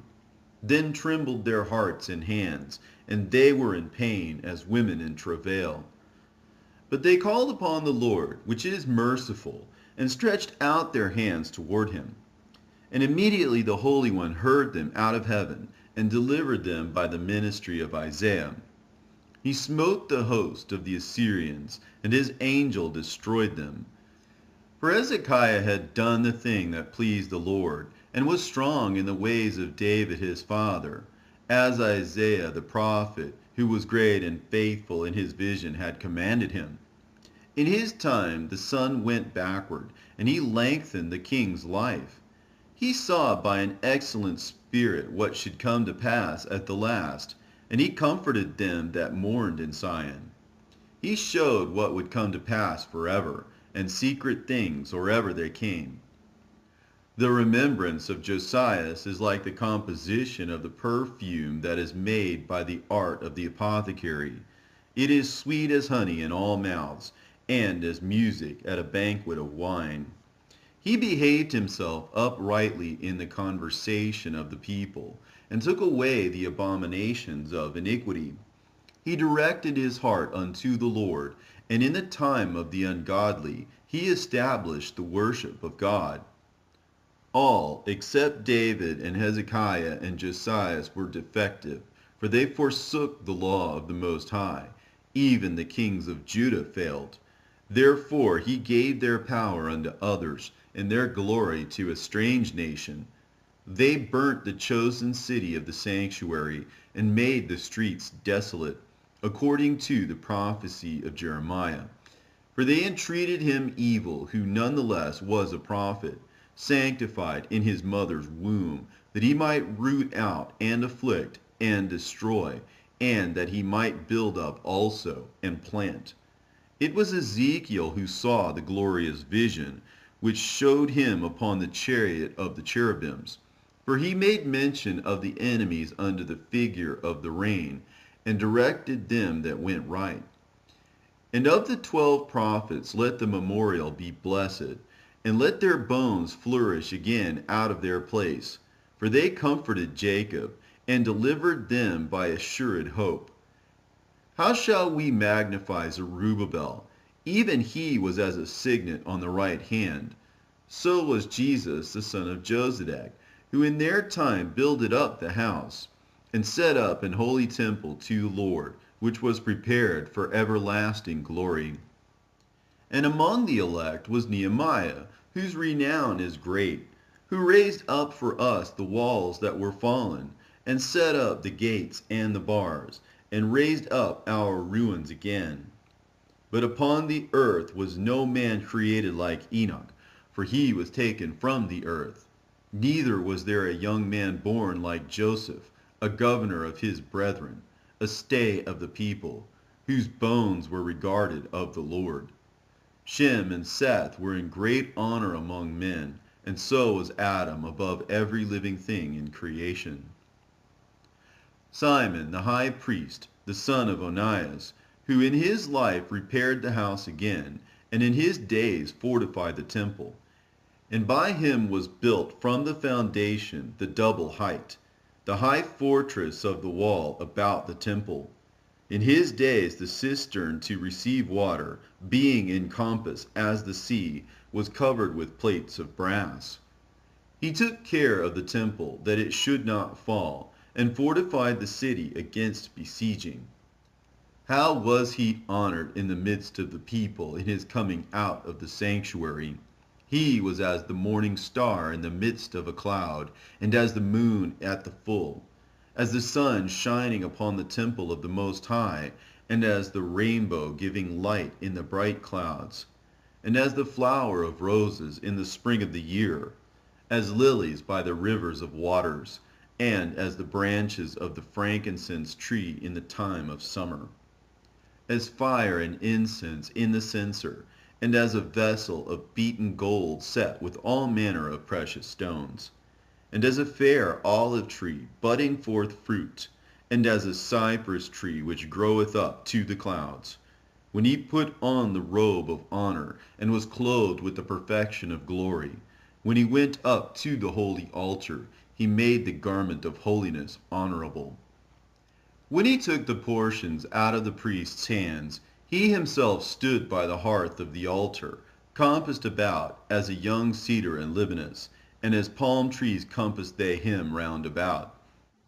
So were all the sons of Aaron in their glory, and the oblation of the Lord in their hands, before all the congregation of Israel. And finishing the service at the altar, that he might adorn the offering of the Most High Almighty, he stretched out his hand to the cup, and poured of the blood of the grape.